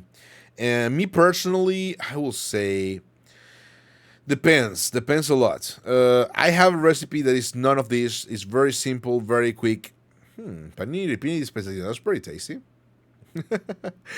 I don't think I will ever find the way to actually do that. Oh man, that looks a lot of work. Take a lot of work. Spezzatino di pecora. Pollo alla birra. Okay, this one is pretty easy. This one is pretty good. I think is something we can talk about. I made pasta in coffee once, but why? But why? Why will anyone think about it, Charco? Why? So I'm just using this for the concept. It's gonna be easy. Okay, any kind of stew becomes easier if you have a what is it called again? Every kind of stew becomes easier if you have for science. This was a triumph. I'm making a note here. Huge success. Anyway, na na na. I don't remember the lyrics. Na na na na na na na. Maybe Black Mesa. This was a joke. Haha. Fat chance. It's so delicious and moist. Look at me, still talking when there's science to do. We were talking about cooking, and I'm singing once again. One more, two? No. So yeah. Basically, there's a lot of interesting things that we do here. So the stews are pretty simple. Oh, they don't even have a goddamn. Oh man, they don't even have pictures. I just wanted the pictures. How dare you? But yeah, basically, what they're saying is, but without the pictures, I cannot really explain it. That's what this. The only reason why we're here is for the pictures. Let me just close this.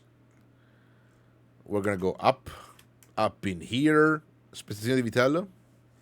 Pictures. Yeah, there you go. Okay, so if you have pressure cooker, it's gonna be easier. It reduces all the stew times to 30 minutes, plus around 10 to 5 minutes, depends. If it's like a thing that you want to do, it's pretty easy, it's pretty simple, and I personally enjoy them. I think they are very comfy, easy to follow, and very tasty. So one way that I like to do things is this. For example, this takes time. This is something that I don't want to do, but it is required that you have your meat at least a little bit dusted. That sounds very, very inappropriate. You want the animal protein that you're using to have a little bit of flour on top. So that is going to create both a major reaction and kind of like giving a little bit more coloring to the food and more taste to it. It's gonna seal some of the juices inside. It's gonna prevent the juices going out of the meat, but also it's gonna help you create the there's bells, no bells allowed. It's gonna help you create that kind of like side to it. That's kind of like a gelatin, the jellification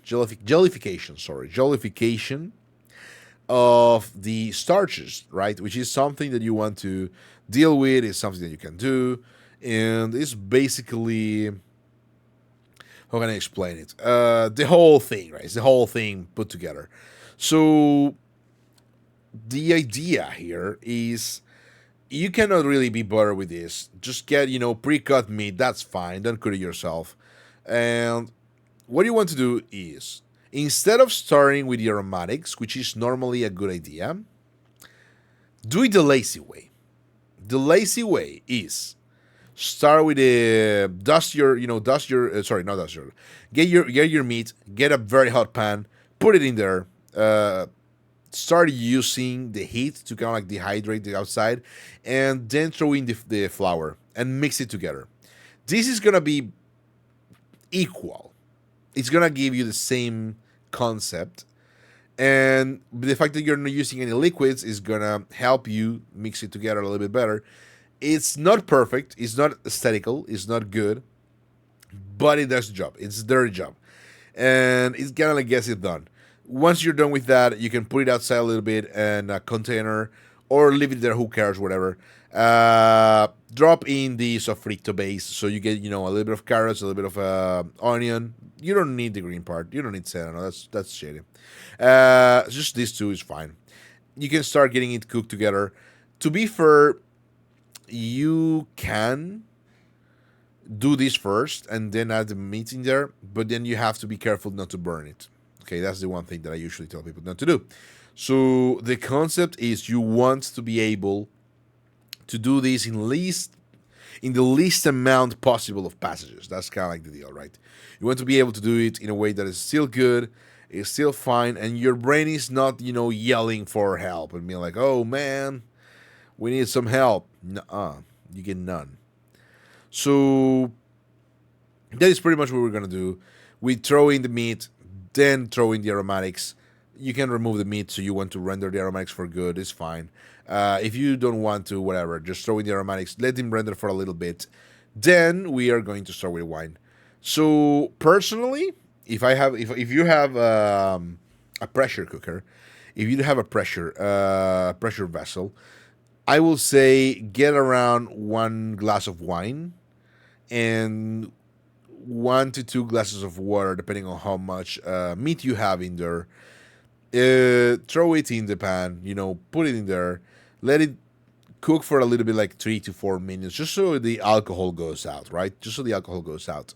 And put in the water, put in a little bit of salt, and if you have, because then again, it helps to the flavor, it helps to the whole concept. You don't really need to. Put in, use like a little bit of those, I will say, jellified broth cores, because not everyone has chicken broth or bone broth. If you have it available, it's good. If you don't have it available, one of those jellified cores are usually good enough. If you do not have the access to the jellified ones, use the granular ones, the powder ones. Better than the brick one, the block ones. The block brick ones are terrible. They're too salty. So get a little bit to taste. To taste means around, it's a little bit difficult to find out. Consider that a core broth uses around 250 milliliters of water.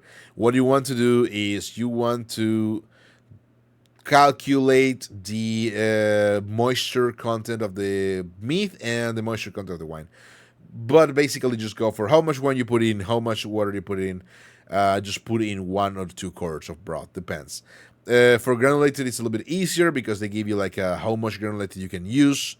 And that's kind of like a good way for you to find out. For example, if you use 200 milliliters of water and 200 of wine, that means you need around 2 spoonfuls, 3 spoonfuls of granulated broth.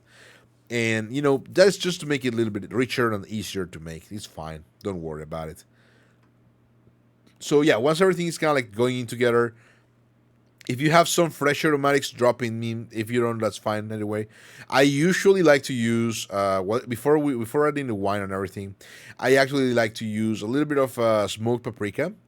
I like smoked paprika, and I like to use as well a little bit of garlic powder, a little bit of sage, a little bit of rosemary too. Time to sponsor some wine brands. To be fair, no. Tavernello? No. No. Wine, whatever wine you have, is fine. The cheapest is okay because you're just cooking. I subscribe to the philosophy of if it's just for yourself and it's kind of like not necessary, it's not the main character, it's just for cooking, any wine is fine. The cheapest will do. If it's for yourself, but you want to taste the wine, it's not a recipe like a stew, it's more kind of like, a reduction of wine and stuff like that, then you may want to get something a little bit more decent. But depends, really, depends. Expensive doesn't mean good. I have tasted very good wines. I'm a fan of like wines that people don't normally drink. I'm a fan of, what is it called again? Vini Naturali, natural wines. And that's basically kind of like a label for wines that I think is kind of like a buzzword. It's very focused on, biocultivation, which is okay, and certain techniques, which is a little bit iffy. And that's kind of like how they want to pass it out as a specialty wine. Sometimes they're expensive, sometimes they're pricier, and most of the time they're just okay.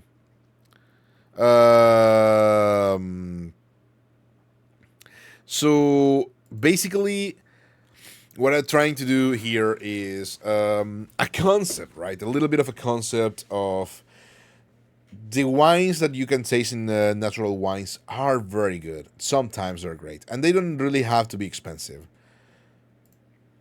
Do not use your Maceto wine for cooking. Real. The same way that you don't want to use Mosto. You don't want to use Mosto because it's too strong, and you want to use port only for glasses. You don't really want to do like a port stew. Just add sugar to your goddamn wine, man. Whatever. Don't go through that the whole thing.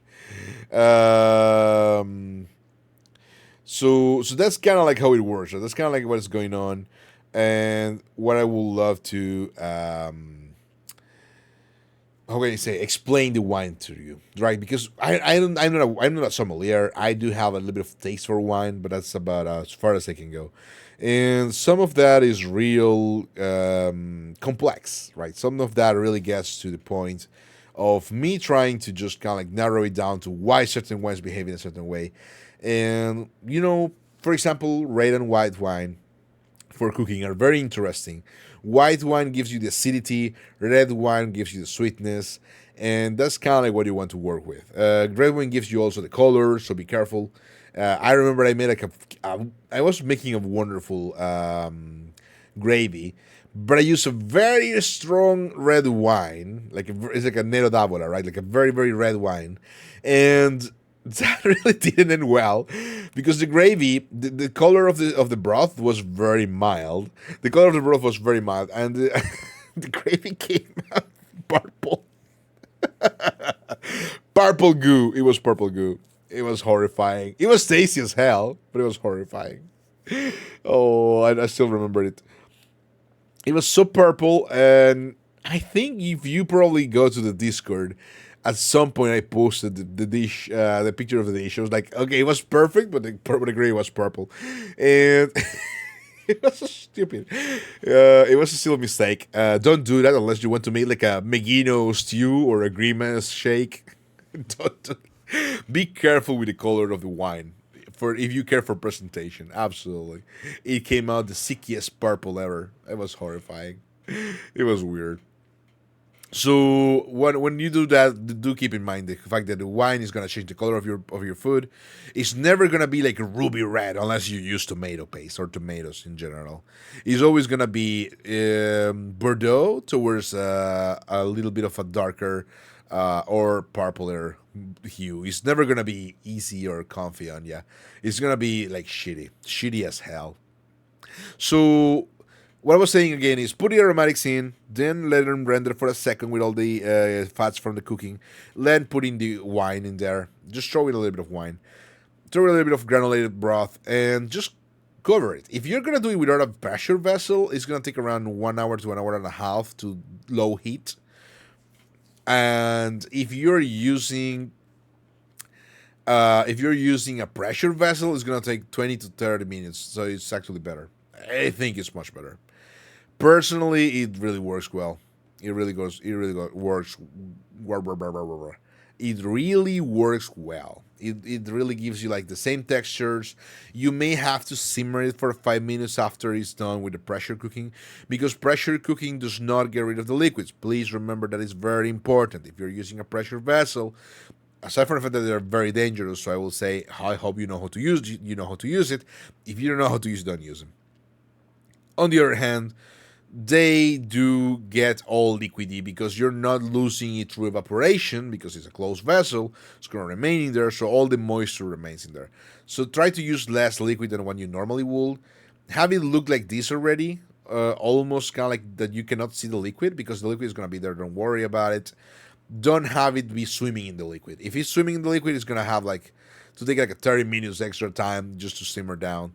Or you're going to have to use starch or any kind of amide Sorry, I mean any kind of starches like cornstarch or flour to get it to a better texture. So if you're using a pressure vessel, never, never, never, never, never, never use too much water. Try to keep it to the lower side.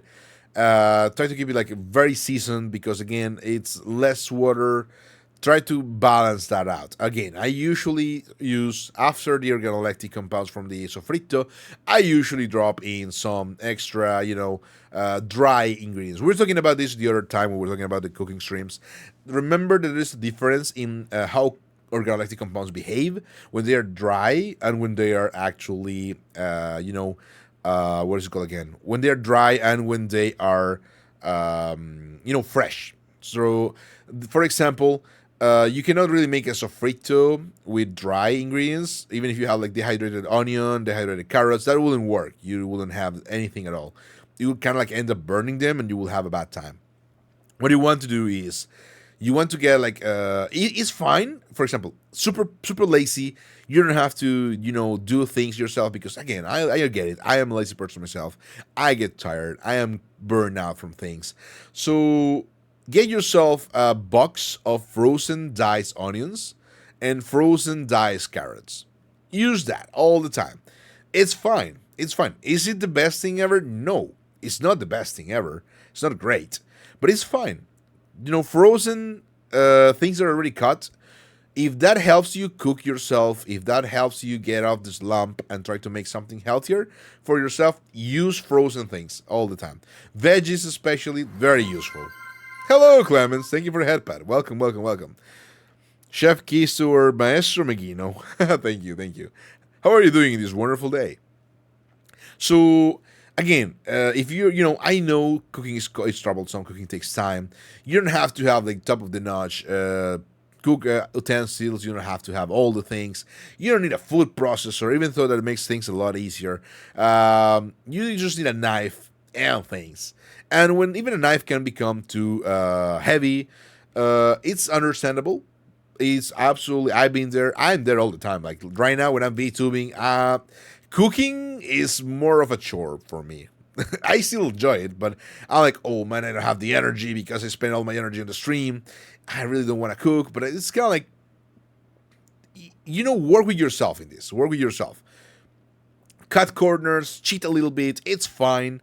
So, for example, right, dicing vegetables and cleaning vegetables is troublesome for some. For me, I hate peeling potatoes, for example. But unfortunately, those you cannot really work around that easily because there is peeled potatoes, but they're kind of like iffy. They have a weird taste. So yeah, for example, yeah, I hate cutting down onions because they're messy and they make me cry. Don't worry. I'm actually not me, not personally. I am very good at cooking onions, cutting onions. But yeah, for example, I hate peeling carrots. You can also not peel carrots if they're washed. You can use that. It's extra fiber. It's good for you, but they have to be washed. Be careful. On the other hand, like buy them already diced, buy them already cut down, frozen. It's fine. You can use them frozen. They're not gonna be cheaper than buying the fresh produce, or better. Or maybe they're cheaper, but they're not as tasty. That's something that's true. But they're still going to make it's going to work. It's going to still be decent. I'm Magnifico. And yourself? I'm doing great. We're doing great. We're testing this new format. I'm trying to get a little bit into the, on cooking and VTubery. It's a little bit of both, right? A little bit of cooking, a little bit of VTubing, a little bit of being there for everyone and trying to get something out for the best. So what I was going to get through is trying to put it in place that sometimes even you're always tired, you're always trying your best, and you want to cook yourself something good to eat, but it's difficult to get there. And then trying to kind of like teach people how to cut corners, make something simple, make something fast, and eventually they are going to triumph and have something tasty, and that's going to be okay. It doesn't have to be like the best thing ever. It has to be good enough for you. And if it's good enough for you, it's good enough for me. That's a silly joke I stole from an old De Niro movie. It's not at all, actually. It was a comedy one. So Get some, frozen diced onions, get some frozen diced carrots, that's fine. Or cook them yourself. If you cut them yourself, I'm going to be very proud. But if you use frozen, I'm going to be proud as well because you're trying. And as you're trying, that's great. Don't worry. Migino, proud of you if you cook. Absolutely. What you're going to do is you're going to need to render these on the fat and on the heat. They need a little bit more time to get your galactics out, but they also need a little bit of water. The water is in them, so normally they don't need extra water, but it's just to kind of like give you the concept of what happens, right? On the contrary, if you're using some dry spices, you want them to render a little bit on the fat, but you don't want them exclusively to developing water. They have a different taste. They're not wrong. They're not bad, but they develop differently. They have this kind of like little thing that doesn't really. They will become an infusion. They will become a little bit more like an aromatic into the water. I don't know how to explain this. Damn, this is very difficult to explain. It's a very hard concept. If you put garlic, right, garlic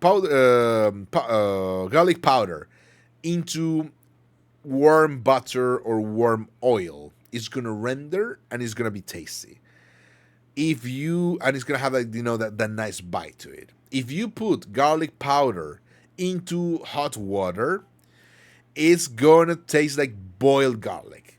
Okay, that is the best way I can to explain this silly thing, this weird paradigm, this weird thing that's going on. And how can I say it? It's sort of like how can I explain? It's difficult to explain. It's like they have two values. I think that will work. It's like they have two values, right? One value is for when you do things in a certain way, and the other is for when you do some things in another way. Sometimes you need the flavor of boiled garlic, like for example a chicken broth, or maybe like a simple stew that doesn't really require the roasty garlic taste. And that's different. If you put smoked paprika on water, you're gonna get just the spice and a little bit of the smoke. If you put smoked paprika on a fat first, you're gonna get this. You're gonna get the spiciness. You're gonna get the smokiness and the richness of flavor. That is not comparable at all.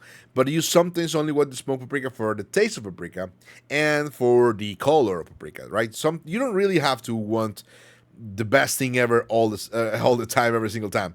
Sometimes you want something a little bit simpler. So that is sort of like a thing. So that's kind of like what I will say. You can use both. I will say use both. Just remember that the dry powders you want to put when there's still fat in the dish before you put in the water, before you put in the wine. You want to put it when it's kind of like, I will say, even still at this stage. When it's this stage, you want it that way. So it's kind of like cool. It's how it works, really. Cool. Try and explain it differently. If you want to, I can Google a better explanation that can work. It's science. I just don't remember the whole details of it. But basically, the flavor molecules behave differently when it's dried spices and when it's fresh spices. And it has to do with the water activity. It has to do with what is going on with the transformation. I can go into more detail if you want, but I am unable right now. We can leave it for next Monday. Next Monday.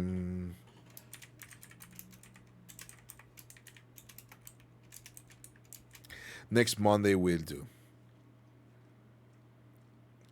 But aside from that,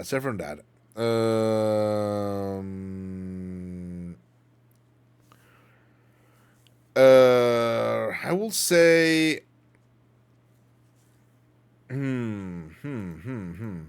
Let me see. What else do we got in there? For the stew and pressure vessels, we can discuss the thing, right? Because again, pressure vessels are very useful, very useful. they are difficult to master, and I'm personally still kind of like struggling with sometimes. They're kind of like a little bit complex.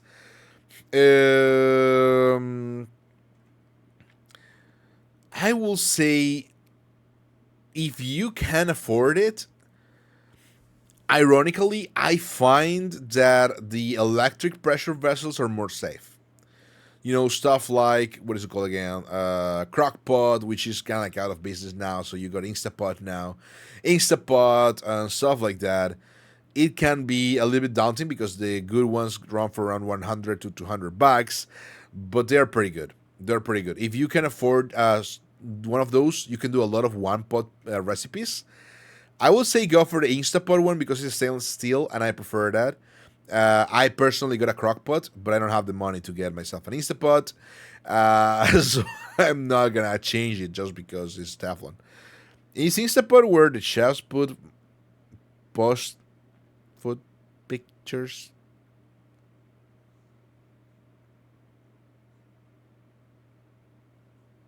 You know, that's actually pretty cool. That's a pretty cool idea.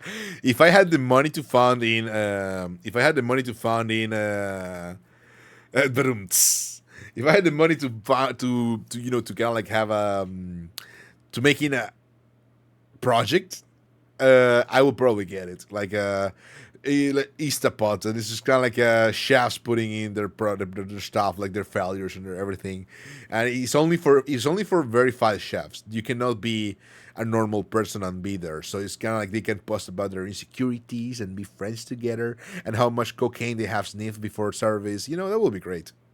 I see what you did there. Yeah, terrible, horrible. How dare you?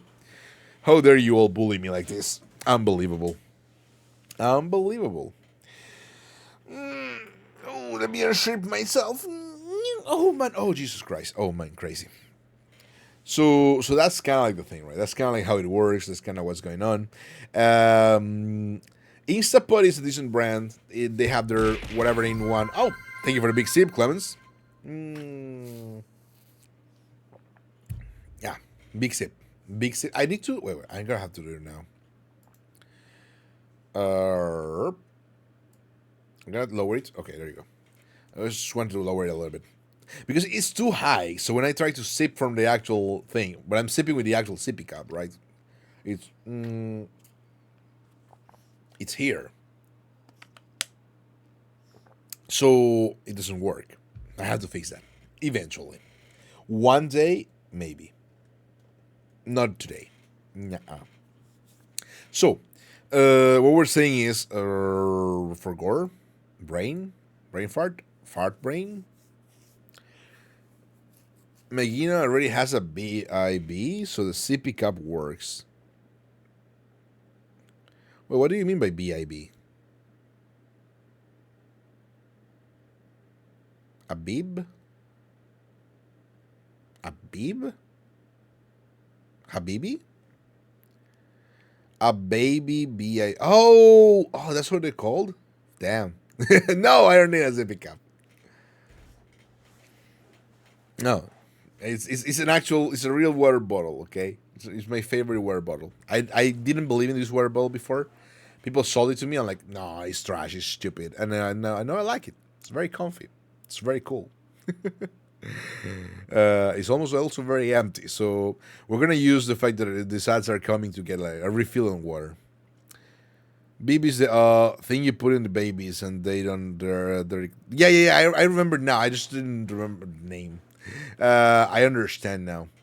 So it is basically the same. I will actually.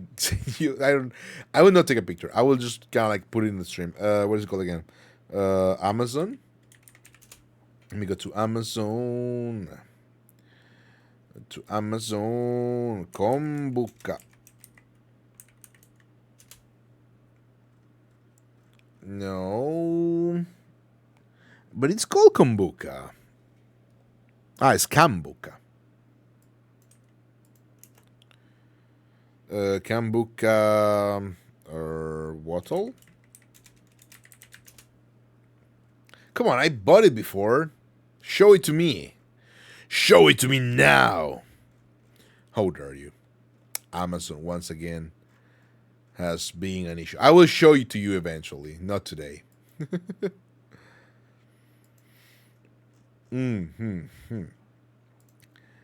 Wait, Megino now has merchandise for infants. Kombucha? No kombucha, no kombucha. It's the name of the cup is kombucha. Kombucha. And it's even a registered mark, according to the cup. So it should be able to be a thing, right? You should be able to Google it. Megino, behave and keep the clothes on. No, nuh-uh. I'm a bausha. I'm a bausha. I'm a bausha. Never. Kombucha, this is new. It's just the name of the brand. It's just not. It's not a thing. It's just kind of like they have a water bottle. It's called a kombucha. Let me just see if I can find it. Come on.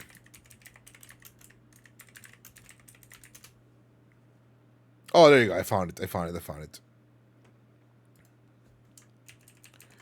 I'm gonna put it in here so you can see it. So. Not this one, because this looks like a newer version. Why does he have that is different? I want to know.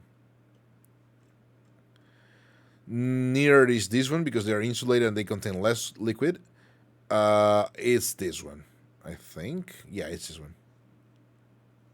So I have this sippy cup. So it is good. Basically, the fact that it's got like a nice. It's got a nice, I would say, like a nice slanted straw that helps you drink through the thing. It's got a nice ergonomic grip to it. This thing clicks very nicely. This sippy part is chewy, so it's pretty cool. It can close in as well. It closes in very nicely as well. And every time you close it, this is kind of like the thing that pleases my autism. Every time you close it, it's gonna close like this. It doesn't matter how you start closing it down. It's gonna close like this. It's gonna close like that. It's gonna be always like correctly closed, which is pretty cool. Is it green now? No. Okay. I also have the pink version. This one is new, though. What does it have that is different? No way. Oh, no. What? It's got like a... Oh... Wait. Oh, I understand now. I think I do.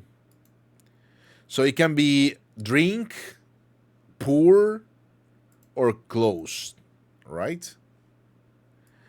I don't think I like that. Yeah, I don't think I like this at all. Because that means I have to drink from a weird sprongy thing.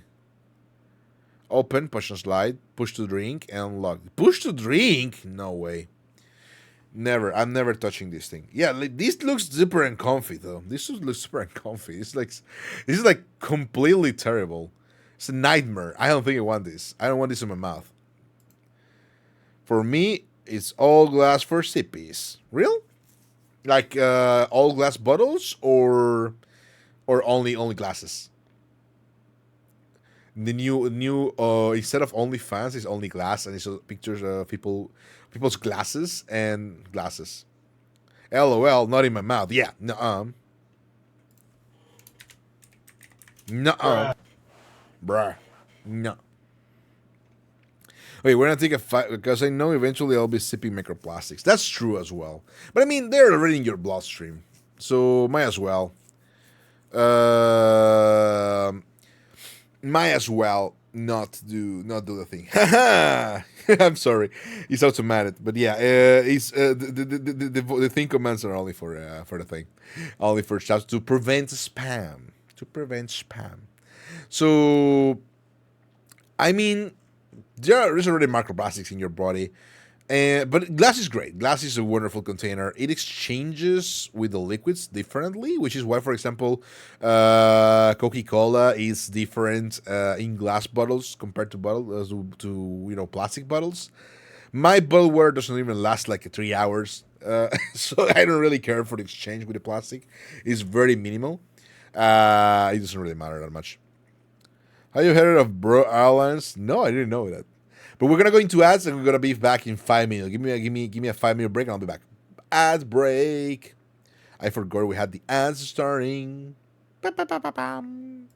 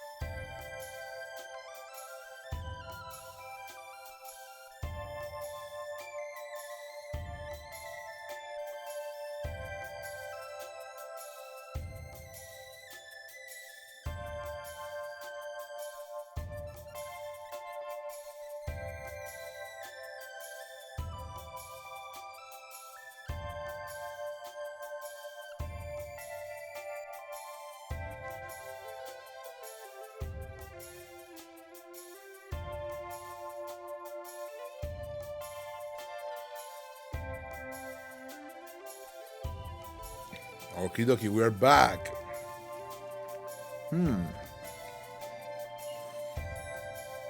We are so back, chat.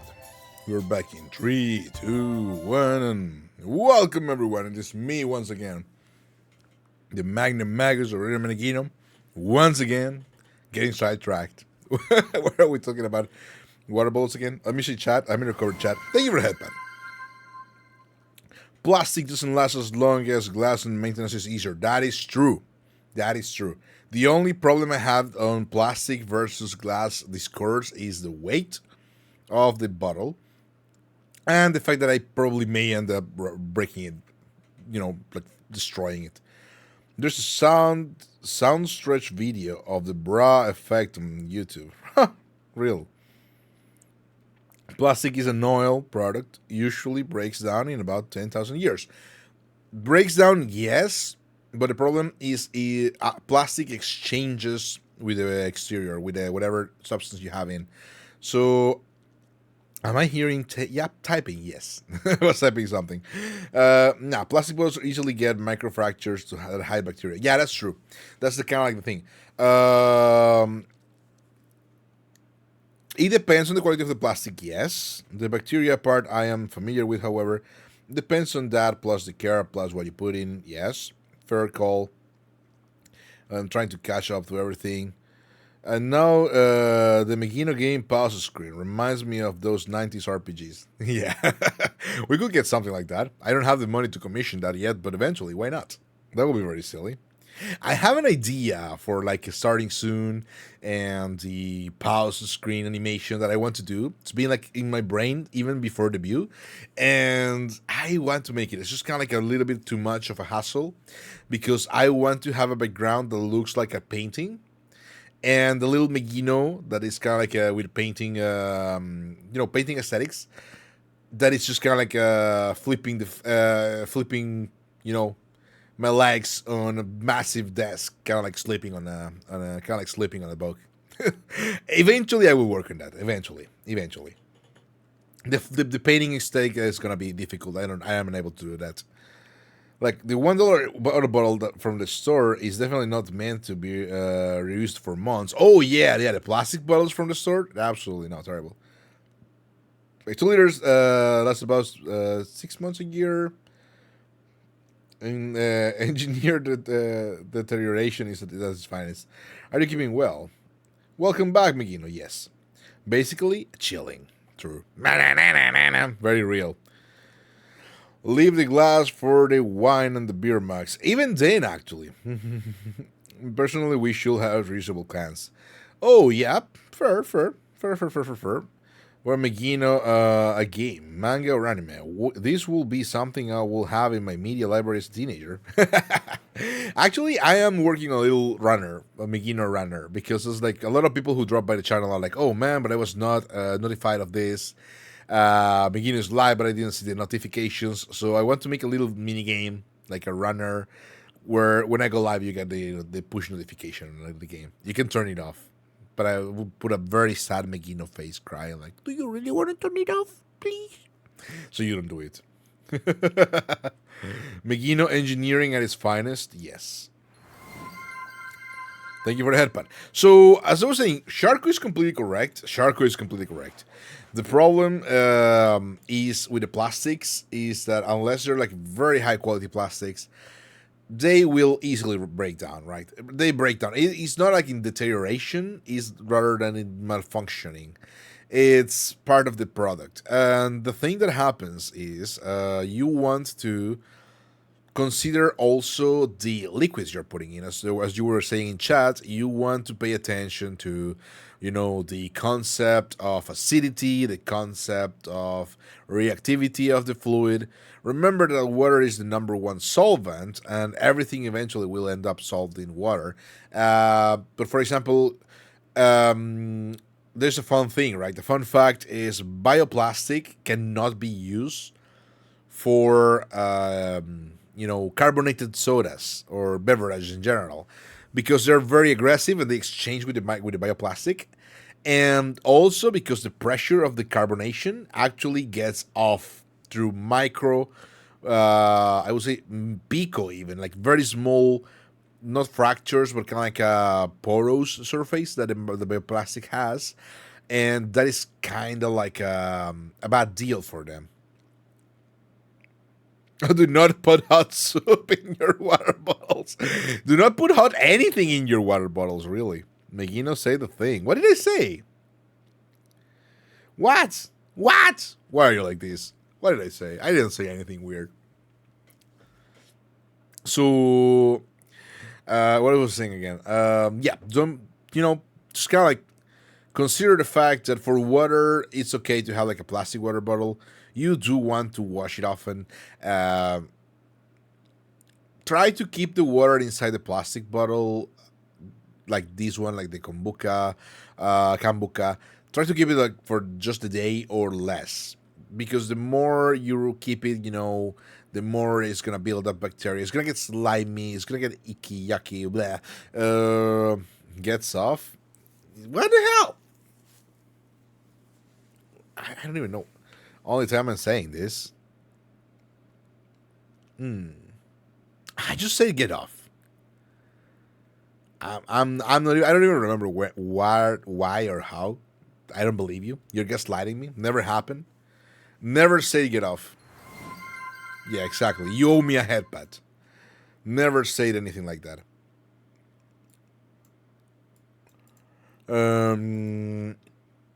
So.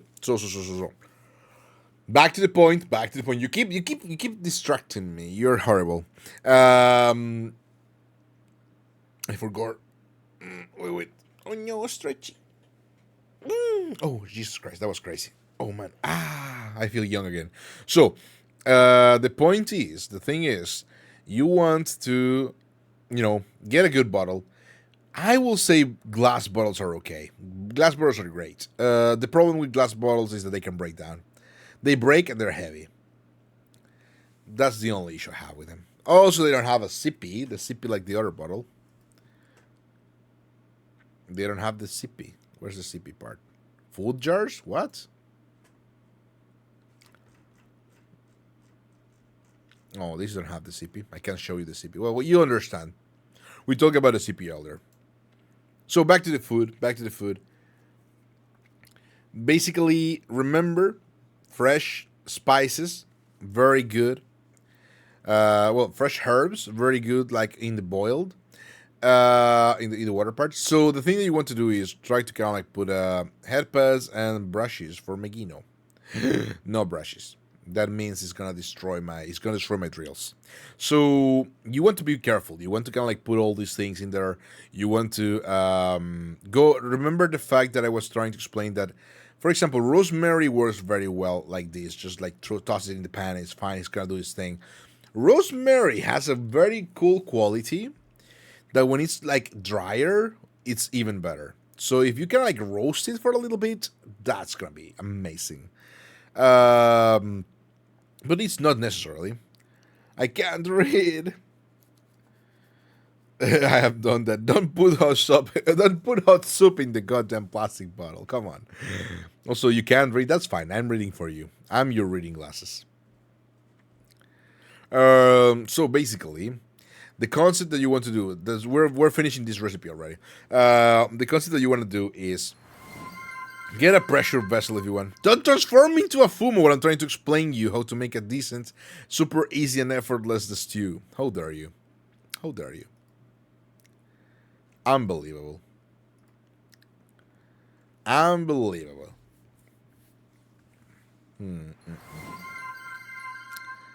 So you transform me into a fumo and then headpat me, huh? Is that the gaslighting I'm subjected to?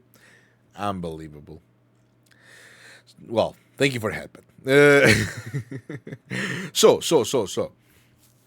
I will say let's try to make some soup together, right? Because we talk about food, we talk about pasta, we talk about meat, and let's try to see something healthier, like it's a little bit more on the lighter side. Love you, man. You're good. Well, thank you. I'm not good. A souffle? No. Velutata. We're gonna talk about the easiest of the soups, the queen of the soups. the velutata, the cream, I don't know how they call it in English. As one of the dishes I have never had to translate. Soup, good soup. Burger? I mean, we could talk about burgers. Burgers are pretty simple. So, big burger. Man, that looks tasty though. I'm kind of hungry. It looks fun, but it's still like I haven't had a burger this American in a long time. Puri and soup? No, you don't use that really. I mean, depends. In some areas maybe, but there's another word that is used, but I don't remember. Whatever. It's fine. Velutata, whatever. So the thing is, soup. No soup for you. Well, no, yeah, soup. We're gonna do burger very easily. So the thing that I can tell you, if you want to make burgers at home that are very simple and very easy, is bacon into the oven. Microwave if you want. It's kind of shitty, but you can do it. Into the oven while you do other things. Cook the bacon first. Don't worry, like this, right? Exactly like this. Cook the bacon first. Get yourself your burger, your minced meat. Put in some. Don't put in salt. This wrong. Don't put in the salt in the meat. Don't salt the meat. It's gonna make it lose all the juices and die.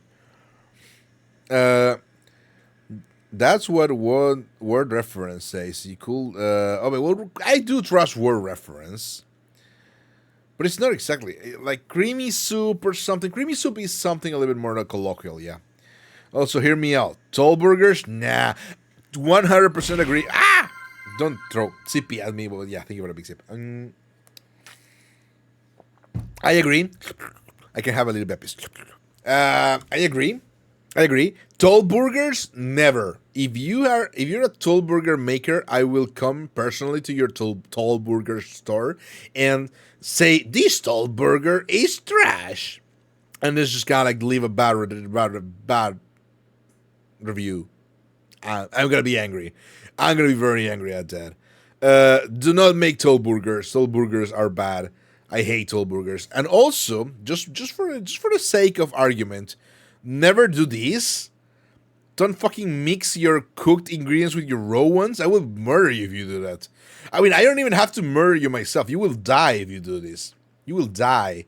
And it's not going to be by my hand. It's going to be by the bacteria that are building up in this situation.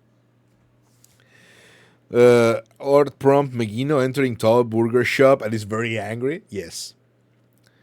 I am Megino and I am the strongest. I see hell will await you all. If you make a tall burger, oh well, I will show you all my wrath. It's like they're trying to make the fancy, but like I need to eat this. How do I do it? Yeah, it's okay. It's terrible because the problem is if the burger is too tall, you have to squish it, and if you have to squish it, it's gonna be all over the place. It's gonna be all fuck it up. It's all gonna be all dirty, all problematic. Like the problem. Okay, here's the deal. The problem with tall burgers is that they look good in pictures. Sometimes I personally don't particularly enjoy. I think a wider surface burger looks less appetizing because you look like you have less meat or less ingredients in them. That's kind of like the problem. Oh, I'm back. Yippee! That's kind of like the problem. If you're doing tall burger hours, let me just put myself in here. There you go. If you're doing tall burger hours, it means you are hiding either a low portion or you're trying to kind of like make it look better, look bigger. But if you make it big, it's not necessarily great. Like again, as Ashoko was saying, fitting in a tall burger in your mouth is impossible. You have to use, knife and fork, and you have to kind of like decompose the burger on your plate, like destructure the burger. It's not great. I abused Megino enough. I'm so sorry. Unbelievable. Evil person. You evil person, you. So the thing you want to do is you want to be able to put in some of these surface to good use, right? So tall burgers tend to have a problem. They have to be well cooked. You have to be very, be very careful of the internal cooking temperature of the patty, and you have to structure them in a way that they don't fall. People usually use, like skewers, but they're kind of like, they don't look that great. So personally, tall burgers, nah, what the heck. If you want to do a burger, like for yourself at home, make yourself either a smash burger, because whatever, doesn't matter, it's your burger for yourself, or make a patty that is no taller than a centimeter, and make a little dent in the middle, kind of like make it lower, kind of like think about your burger like like the Netherlands, okay? You want to be below the sea level, so the rims of the burger have to be like the sea level, and you want the center of the burger to be a little bit lower. And you will be making, what the heck are you talking about? Why would you press the meat? It's going to be less airy. It's going to be less, tasty. No, fuck you. You want to press the meat in the center, because otherwise when it cooks, it's going to fucking expand towards the middle. It's gonna retract, because it's muscle tissue. It's gonna retract. It's gonna, become smaller. And that retraction is going to make it wider in the center, and it's going to make it raw, and you're going to be very angry at that. And you're going to be like, oh man, I wish I did what Megiddo told me. And I'm going to be like, haha, I told you. No, I'm going to have to serve you blinding stew for the next 3 months. Stew that makes you go blind for a day. That's what you're going to get, okay? If you misbehave, you're going to get stew that makes you go blind for 1 day, for a week. Don't do that. So. Okay, I know you gotta do that, but I never knew the science behind it, Lamau. It's basically just that. Basically, if you are having like a, muscle tissue tends to retract with heat, right? It's normal. So even if it's kind of like mince, all these tissues gonna kind of like, retract to a shape. What you're doing when you're basically cooking, when you're doing the naturazione, I don't remember, of the proteins. My 20 centimeter bacon turning into 10 centimeter. Yeah, exactly. So it's just kind of like retracts. It's kind of like when you're using your muscles, I guess. That's basically the thing. So it's retracting, and when your bacon becomes like half its size, it's because it's mainly fats, and fats also occupy less space. So it's sorry, no, it's the other way around. It's because the fats is gonna keep the same area, but the meat is gonna retract a little bit. Both retract, but meat retracts a little bit more. So yeah, this bacon is gonna be like a very small, tiny piece in the end. And the thing is, what you want to do is what is gonna happen. For the bacon, you can actually keep it. There's 2 ways for your bacon to keep the shape. And the first way is to kind of like put it in a counterweight. Put something on the top of the bacon that keeps the bacon like stretched. And the other way is to use the grill guides of the oven. Well, let me just kind of like Google oven.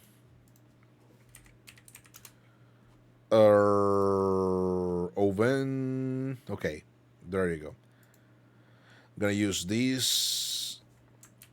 I'm gonna put it in there.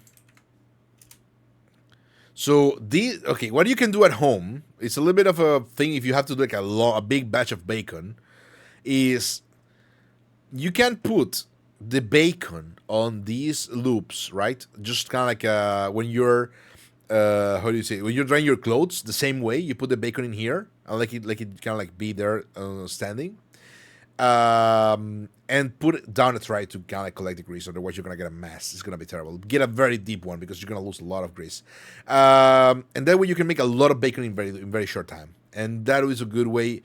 Restaurants do it. Well, mainly hotels do it. Like, you may be wondering why sometimes your bacon has a weird loop and it's kind of like a little bit like more crispy than the rest of the bacon. That's because they are using this technique. They're using this technique because it's very fast. You can make a lot of bacon, and they keep a little bit of a shape. They don't lose the shape that much, so they kind of like remain nice to look at and still very good to make and taste and eat and whatever. So basically, that's where your 20 centimeters bacon becomes a 10 centimeter bacon. It's not the cold water. It's not the cold water. It's just that. Basically, that is a good way to make bacon. If you make a bacon like this, it's gonna become small and it's gonna be all yucky. You don't need to season your bacon. Shut up. It's already smoked. You don't need to season your bacon.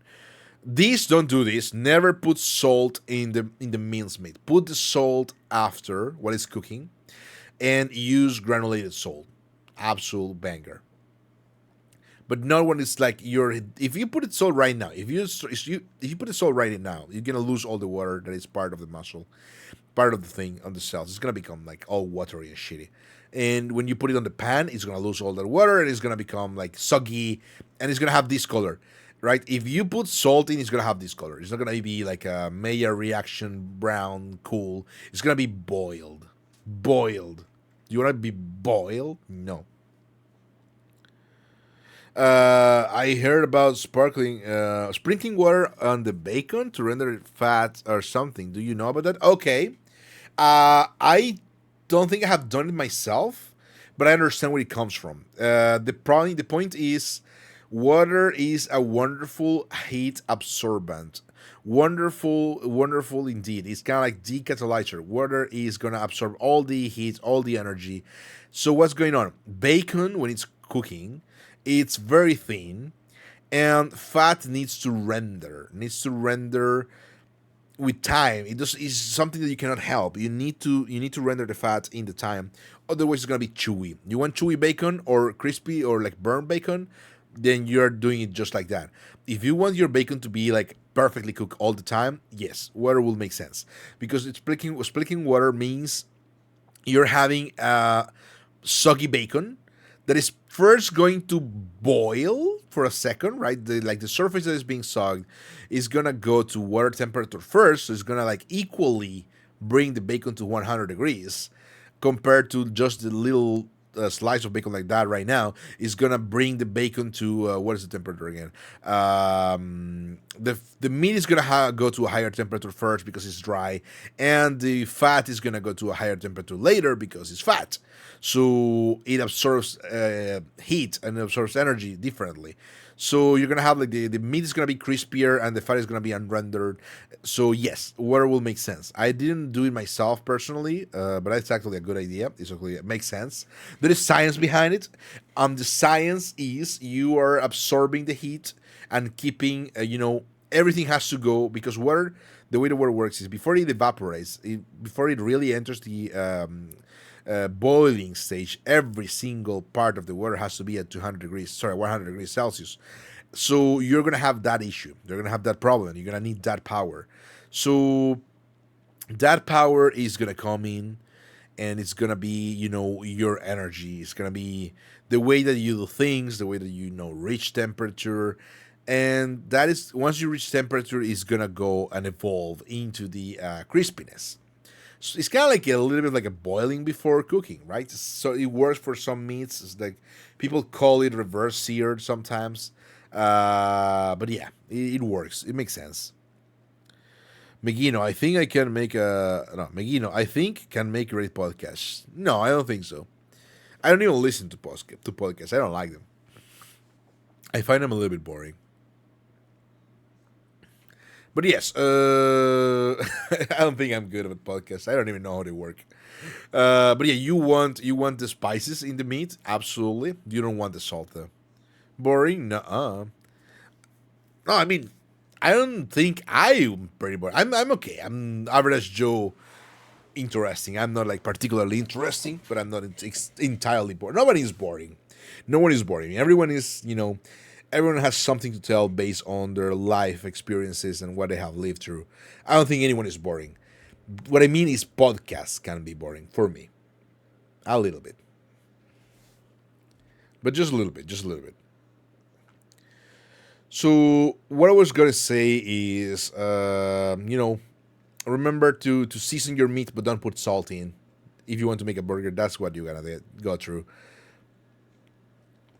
Education with Megino. My life experience being in my room 24/7. Hey, listen. Thank you for the headbutt, Karen. Oh, Clemens. Listen, Karen. I was I was in a state of total hikikomori for a year when I was younger. Bad time, absolutely terrible. And unlike normal hikis, my family doesn't really understand things because they're it's half Latino, half Italian family, so it doesn't work right well. So there is a value. There is a value into sharing that as well. Thank you for the headbutt, Karen. This time for reals. There is a value in everything. Every experience that we live through, everything that we go through, is gonna be a way for someone else to understand themselves better or go, and evolve in a certain way. So I don't think like even if you're in your room 24/7, right? There is a lot of value to how you live your life. What are you thinking about?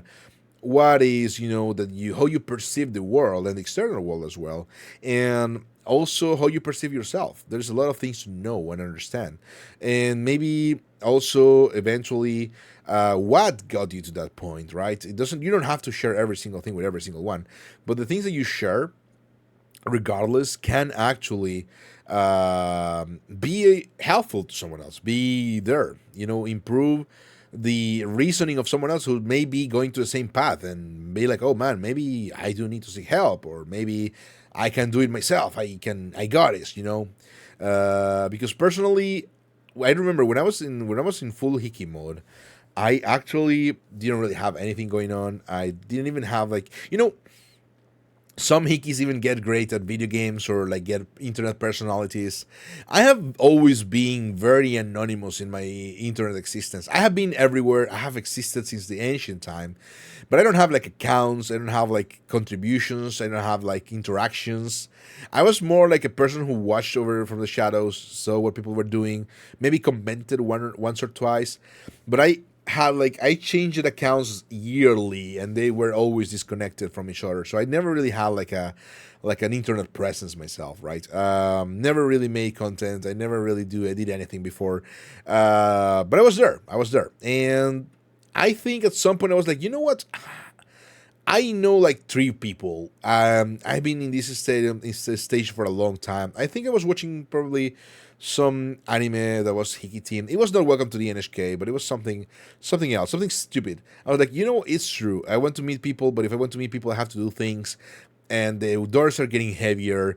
And you know what? I do need to do something about it. And I started studying Japanese. I went to the local. It was crazy because I was completely eating my own hands. I was sweating profusely, and I was so cringe because I was still kind of like in my goth era. So imagine this dude, right? I was 100 centimeters and 75 was sorry 1 meter 75 centimeters was my height. So imagine this massive dude with long black hair and kind of like I didn't have a goatee because I didn't have like facial hair. But wanted to get a goatee definitely. Black coat, like super Reddit mode, but gothic. Like super Reddit mod, but gothic. So it's like a OG god. I had like these white dress shirt with all these frills, like my frills in here, right? Real frills, and like very weird, like metal head, new rock shoes. I will definitely rock on demonios right now. I will probably kill it. So that kind of thing, right? Fedora too? No, I don't wear hats. No fedoras. And also, I was not cringe like in personality because I was still kind of like a party person. Like even though I was a goth and everything, before my hiki time, I was kind of like very. I wouldn't say like socialite, but I definitely had like a good amount of people that were that we did things with, and we went to conventions with and stuff like that. But yeah, mainly that. So no fedora. My only popular thing before VTubing was freaking dabbing Astolfo. What? You're the Stolfo? You're the dabbing Stolfo? Shark? What? No, I mean the drawing. I understand what you mean. That's pretty cool, though. That's pretty great. So yeah, basically, I think you could count. When I was younger, I used to make those anime part one episode no episode one part 1 of 3 or 1 of 20 on YouTube. I used to put anime on YouTube for people. That I did, and it was a very um, high scale organization with me and another dude from Italy. We downloaded like anime, we watched the anime, and then the anime that we liked, or even if we didn't like it, but we think that it was kind of like worth watching, we put on YouTube channels, and we did like I had like 300 CDs, CDWs, mind you, of anime back when I was a kid, and I used to put them online. That was crazy. Back when I was like 12 minutes. What are you talking about? My episodes, my parts were 6 minutes. 12 minutes, that's in the future. That's later on. No, no, my parts were like part one, 6 minutes, 7 minutes, or so on. So dividing the anime was very difficult. It was very complex.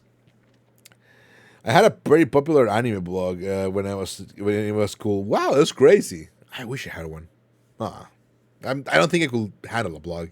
What can I say about things except for I like it, I hate it. It was good, it was bad, but it was pretty cool. I appreciate that. Thank you for sharing.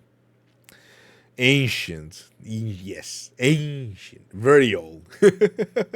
so so yeah, basically, I think even that I think can help someone. Like for me, it was taking things in my own hands, taking matters in my own hands, and being like, you know what, I want to meet people. I want to have like things to do. I want to discover things. I'm going to go out and I'm going to do something to meet people. Because if I just go out, it's gonna be shitty. So I was like, what is the place where I can meet like-minded people? Sports is not gonna make it. And I already did like a lot of sports back then, and I was like, I hate them all. I did like 1 or 2 3 months of every single sport ever. You could make one of those videos, like those clickbait videos, like Megino, the first person to ever.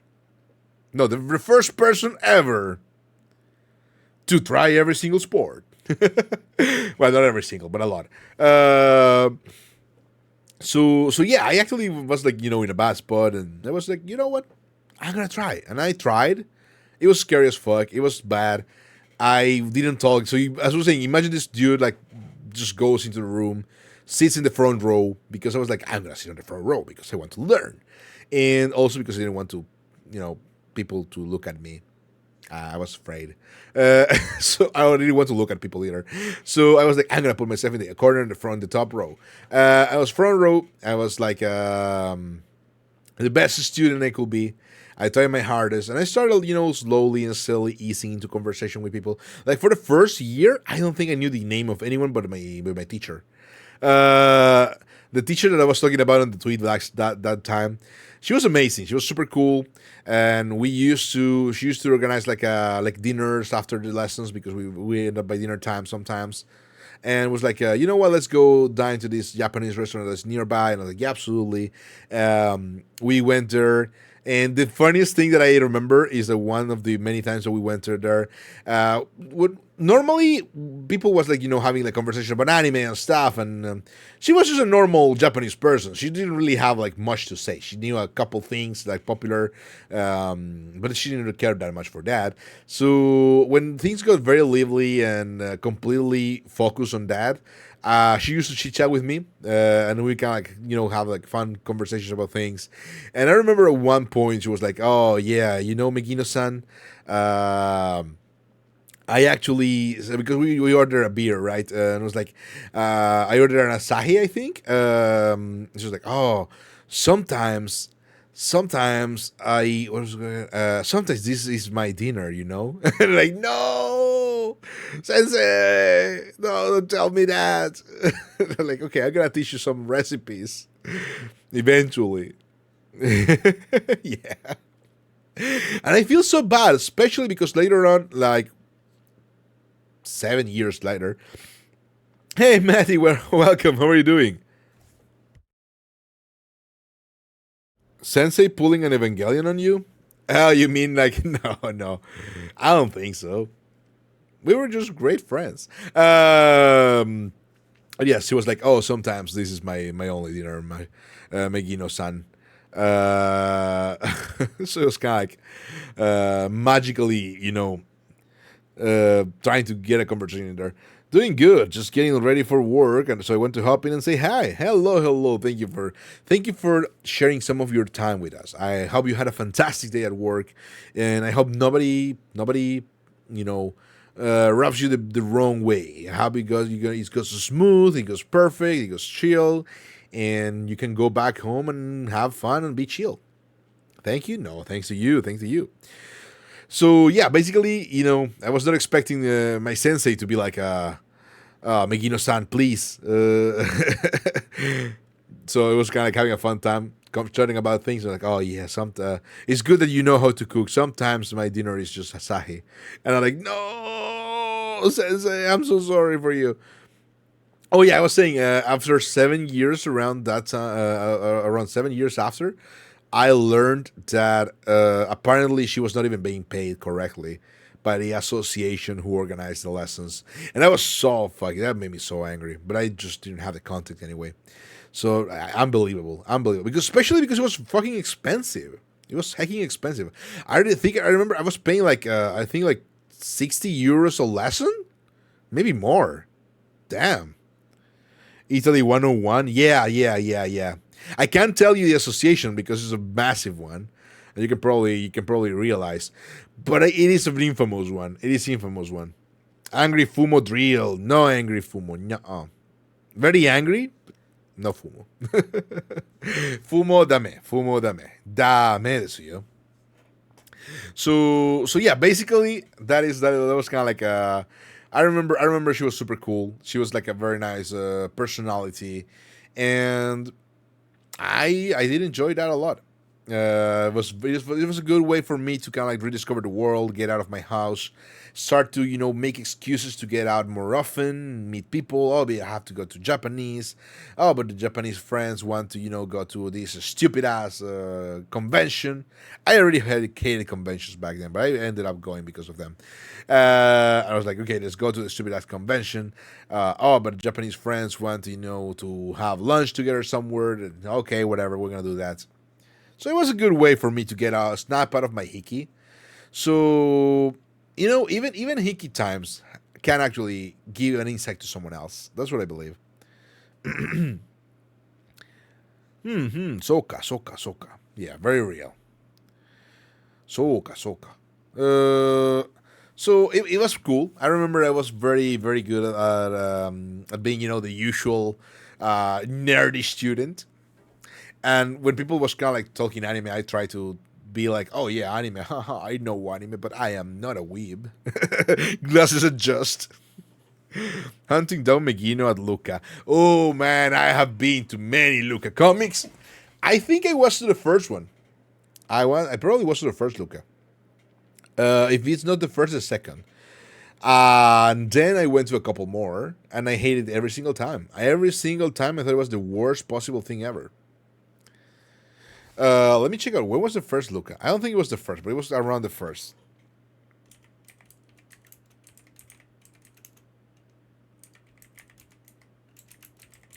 Let me check it. Let me Google it real quick.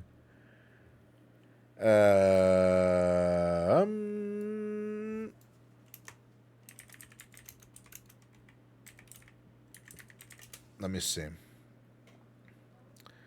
No, I don't want to know. 2018? Probably. Man, the attendance is fucking massive. I hate them. Also, the city of Luke is super cool. I am so sad that they have this terrible festival. Let's see. No, it was young. It was not the first one. Okay, never mind. It was impossible to have the first one. Let me see. Trying to get out for the comics and games.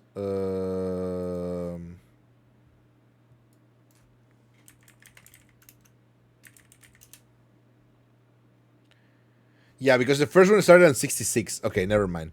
I was sure the one I went to was the first one. Yeah, 65. I am not that ancient. I know I said I'm old, but I'm not that old. Never mind. It was probably just one, but I remember it was massive for some reason. Something must have happened.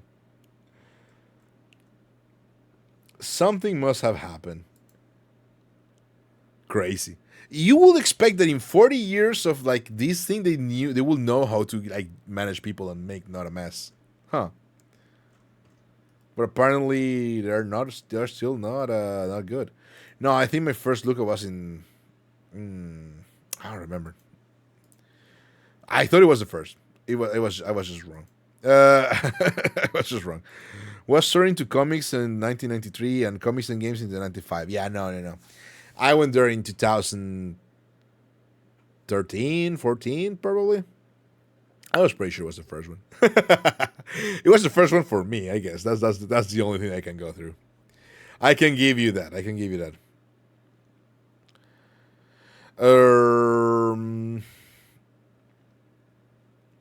So basically, what I was going to say, yeah, everything matters. Everything has a little bit of value. So even your experiences with things that you think are silly or like pointless, you don't have to be like Mr. Jock going around dancing and prancing and living, being in parties all the time or being, to museums all the time to be interesting. Everyone's interesting. Everyone's got something to narrate.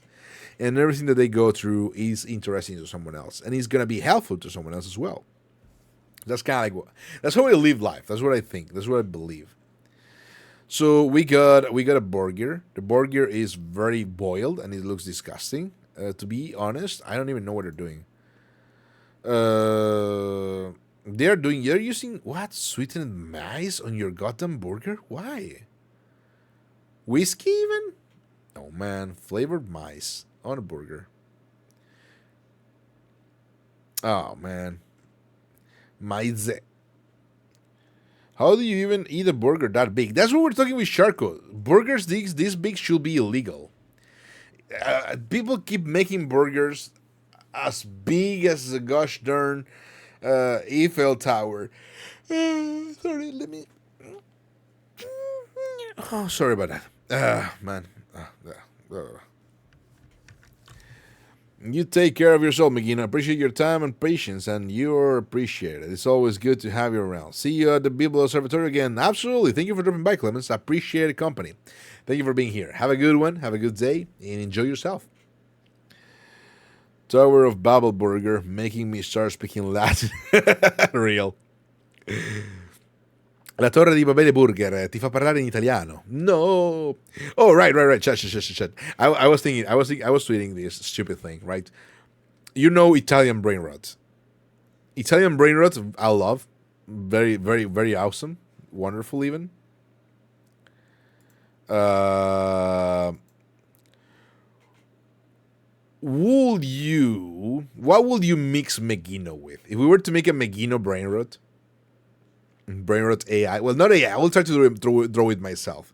But if we were to make a Megino AI brain rot, like Bombardillo Crocodillo or Tralalero Tralala, what would you do? What would you mix? I have no idea, personally. I want to make a Megino brain rot just to be like a Maginini.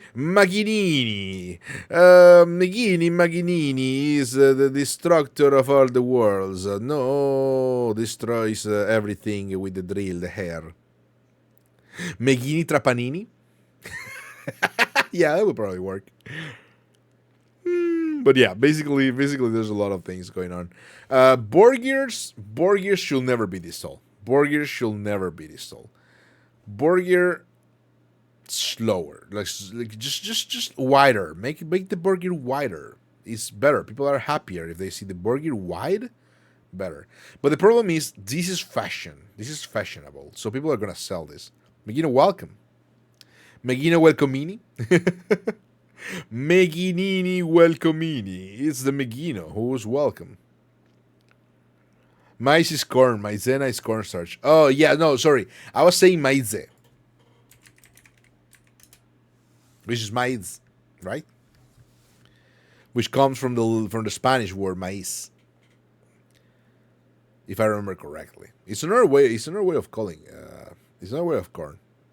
But yeah, it's true. It's true. I was not using the word corn, which is more common and more widespread. I do apologize for that.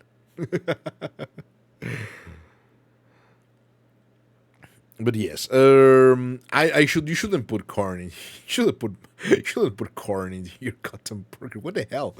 Don't make them this tall. Even if you think it's chic and cool, it's not. It's stupid. People hate it, and they are gonna be angry because oh man, tall burger. Another reason why restaurants might go for the tall burger, aside from presentation, that it looks kind of like a super chic, even though it's not, is probably because it's easier to have a burger that is not too dry. A burger that is not too dry. Because it's easier for you to control the juices inside if it's taller.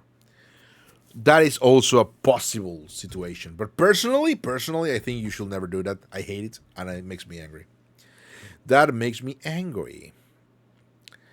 So yeah, Megini Burgerini, say no to Burger Tollerini. No, they have to be wide. Wide and fat burgers. Big fat burgers, but not tall burgers. Tall burgers, dame. Fat burgers, yes. I love how this recipe is kind of like, oh yeah, just kind of like have all these things and make them assemble them together. You didn't have the goal. They didn't have the goal to make a picture of the burger frying. They didn't have the goal to show how their boiled ass bitch ass burger didn't cook correctly. They didn't do it. They didn't show it off. Because they put in the salt. They put in the salt in the burger, and that made it soggy. And the soggy burger never got to the temperature that it requires to get to the Maillard reaction. Unbelievable. Unbelievable.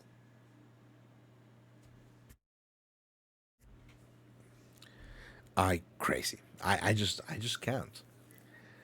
A cheeseburger walks into a bar. The bartender says, "Sorry, we don't serve food here." Hey, hello, Atamikani. Welcome. How are you doing today? Where are you up to? Hope you're doing fantastic. Welcome once again to the People Observatory. Today we do little things and have a little fun.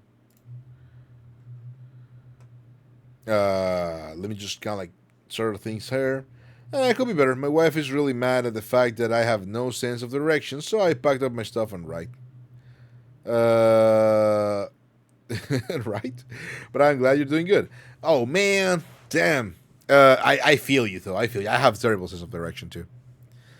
My sense of direction is I get lost even in video games when they have like even if they have like compass and maps and mini maps. Yeah. It's not for me. Sense of direction not for me. But I'm doing great. It's doing okay. I hope the day becomes better. Be a deer, show them poopy eyes, and be like, directions. I get lost on Google Maps. Oh yeah, me too. A little bit less lately, but yeah, I'm trying to learn. The city I have been living in for 30 years. I'm trying to learn now. Oh man, but I believe you. I've been there. I feel you. I am one with your soul. Like directions. So yeah. Thank you for being here. Appreciate the company. We're trying to kind of like dumb down recipes so people get more into cooking, and even if it's daunting sometimes or tiring, I want people to be able to cook better. And I'm also dissing on recipes, like for example this one who tells you to put in the salt in your meat before you start cooking.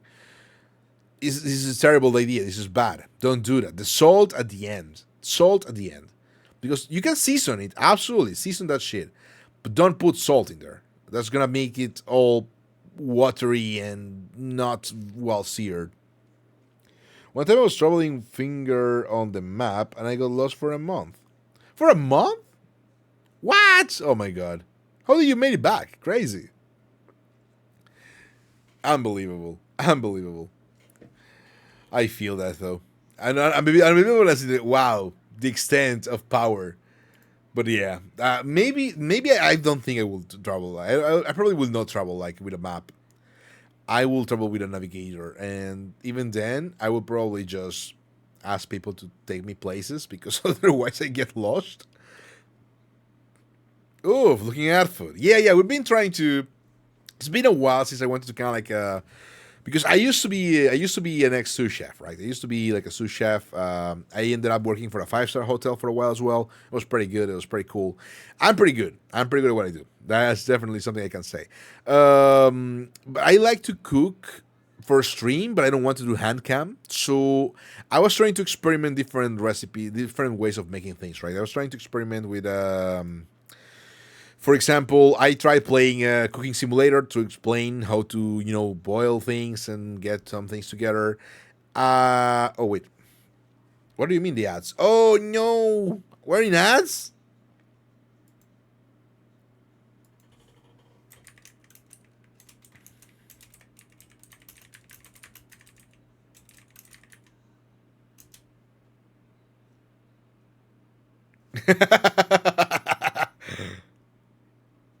Very good question. We'll take this 5 minute break and I'll be back.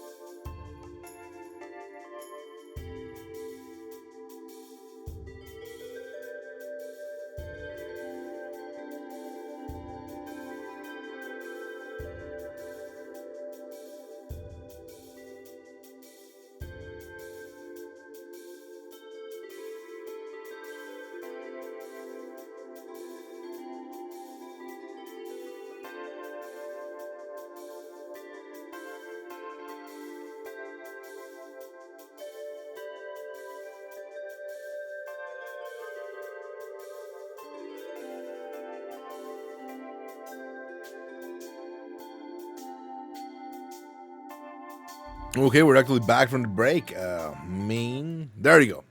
3, 2, 1, me. So, how do you transition from 5-star hotel chef to a magical girl? I'm not a magical girl. I'm a wizard. I'm an old man. I'm not an anime girl. Probably, maybe. I'm a homunculus. Who knows what is hidden in my puffy pants? Not even I know. The joke that we have in chat is that I will probably, I will only reveal the gender of the vessel once someone with a lot of money tells me what is the preferred gender, and I'll be like, oh yeah, that, absolutely that. Well, jokes aside. Actually, there's more between that, because me being a chef is like ages ago, at least 5 to 6 years ago. Almost 7. Oh damn! Grab a chair and get comfy. Yeah, me being a chef was around 7 years ago, I guess. So that was pretty good, actually. I started cooking in normal kitchens. I did. Sorry. Grab a chair and get comfy. Why are you like that? Hallowed, stop it. Grrr. Grrr reacts only. You're not getting comfy. No comfy for you, mister. Nuh-uh. Why 4 chairs? There's a lot of chairs. So. What was I saying? I forgot. Too many chairs to the brain, kind of like causing a concussion, and now I don't remember what I was saying. Growl at me more? What? No way. Oh no.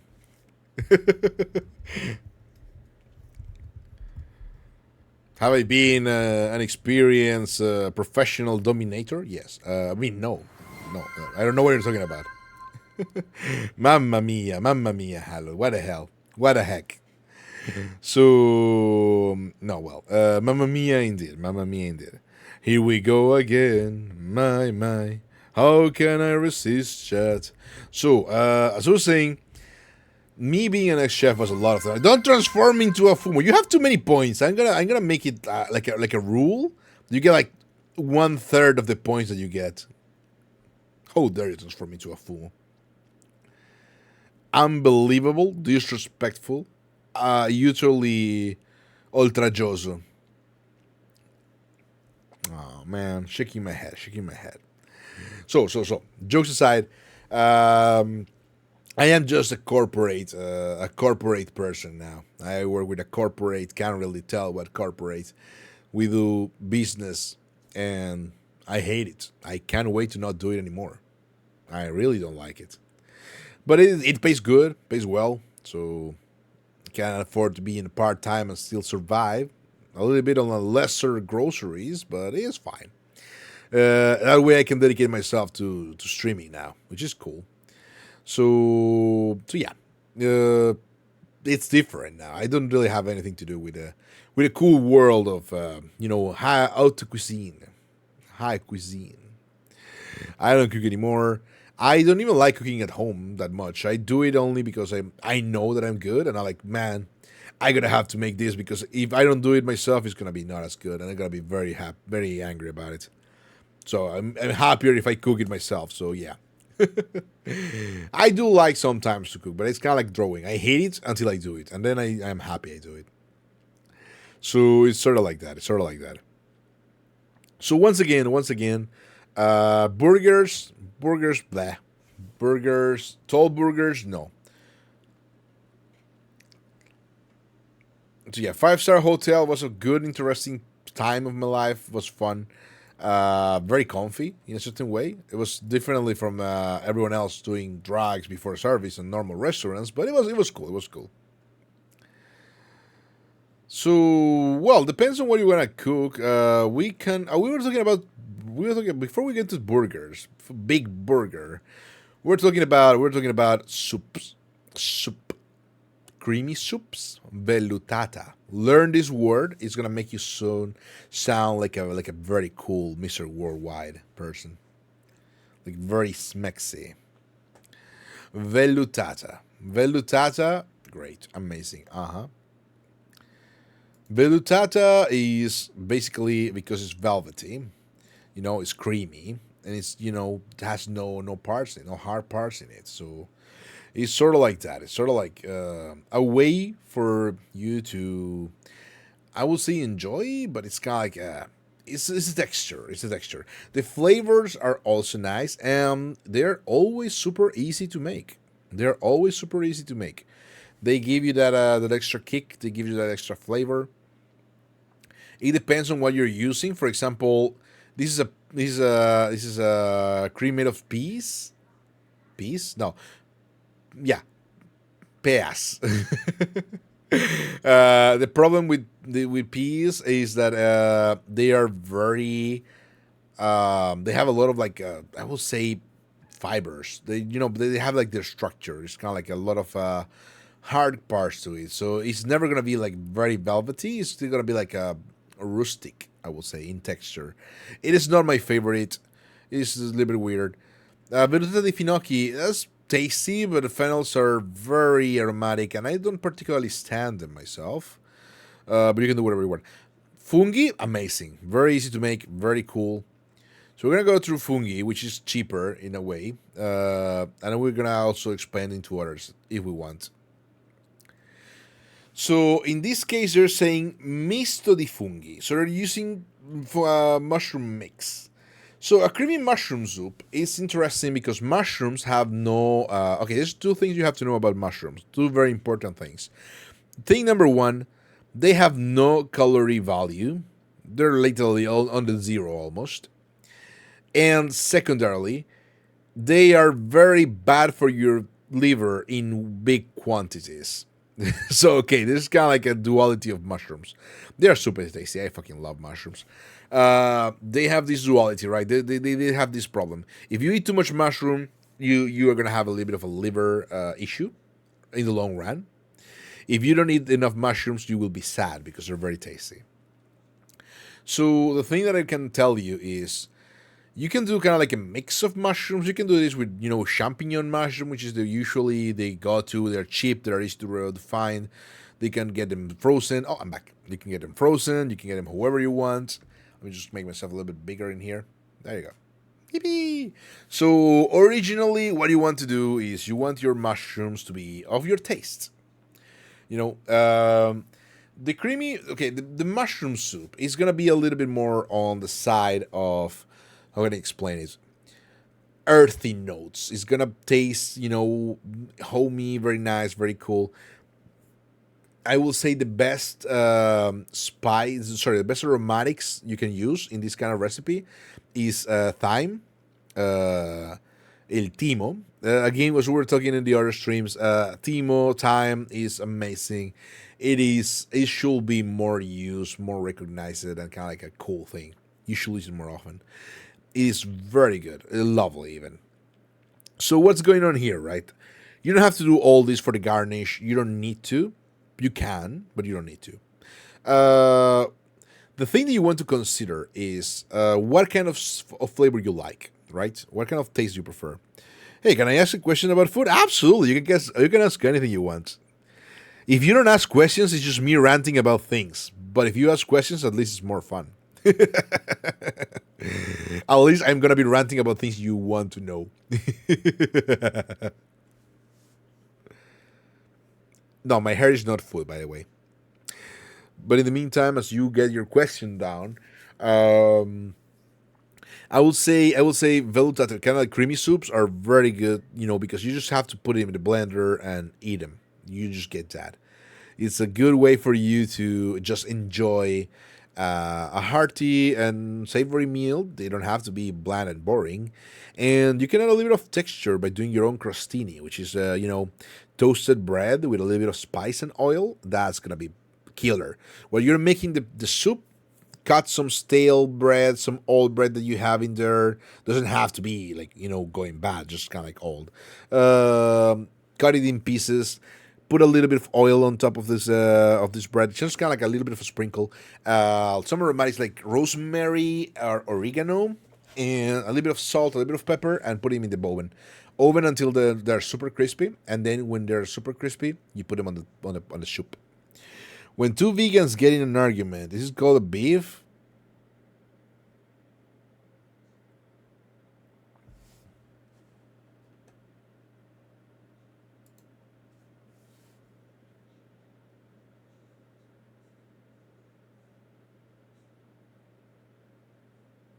I will murder you. Gosh darn it. Gosh darn it. How dare you? How dare you? God. Good reacts only. Ah. I thought it was. Oh, damn it. Angry. Angry McGeano noises. Mods uninstall Atomic Annie forever. No, I'm joking. Glad you liked it. It was fun. I was not expecting it. I was expecting actual cooking. So it was fun. It was fun. It was fun. But yeah, it is called a beef. But you have to ask them if they prefer chicken. They're like, beef or chicken? And they're gonna be like, you have a death wish, motherfucker? We're gonna murder you. So, what else do we want to go through? The thing that they're going through here is that they are telling you to use a half part in volume at least. No, not volume, sorry. They're going to use like 500 grams of mushrooms to 500 milliliters of broth. They want to use 100 milliliters of heavy cream, a little bit of marsala. Okay, that's kind of cool. But not everyone has marsala. 20 grams of butter. Okay, yeah, sure. So what's going on here, right? They're going to make a mix of mushrooms. This is pretty cool. This is pretty simple to get. But you can just go for, whatever autumnal mushrooms you have or mushrooms that you enjoy yourself. It doesn't have to be this. I will say if it's your first time making it, go just for like, champignon and champignon mushrooms like in there. Champignon is the baby mushroom. Cremini, which is the darker champignon, is like the medium age mushroom. And Portobello, which is like the massive, like gigantic, similar to this one, but this one is not a Portobello mushroom. This is just big champignon. Is the adult champignon, and that one is also pretty good. They have different flavors, different textures. I think they're good. Go for the mushroom you prefer the best. You don't have to cut them if you're gonna blend them. I'm gonna be honest with you.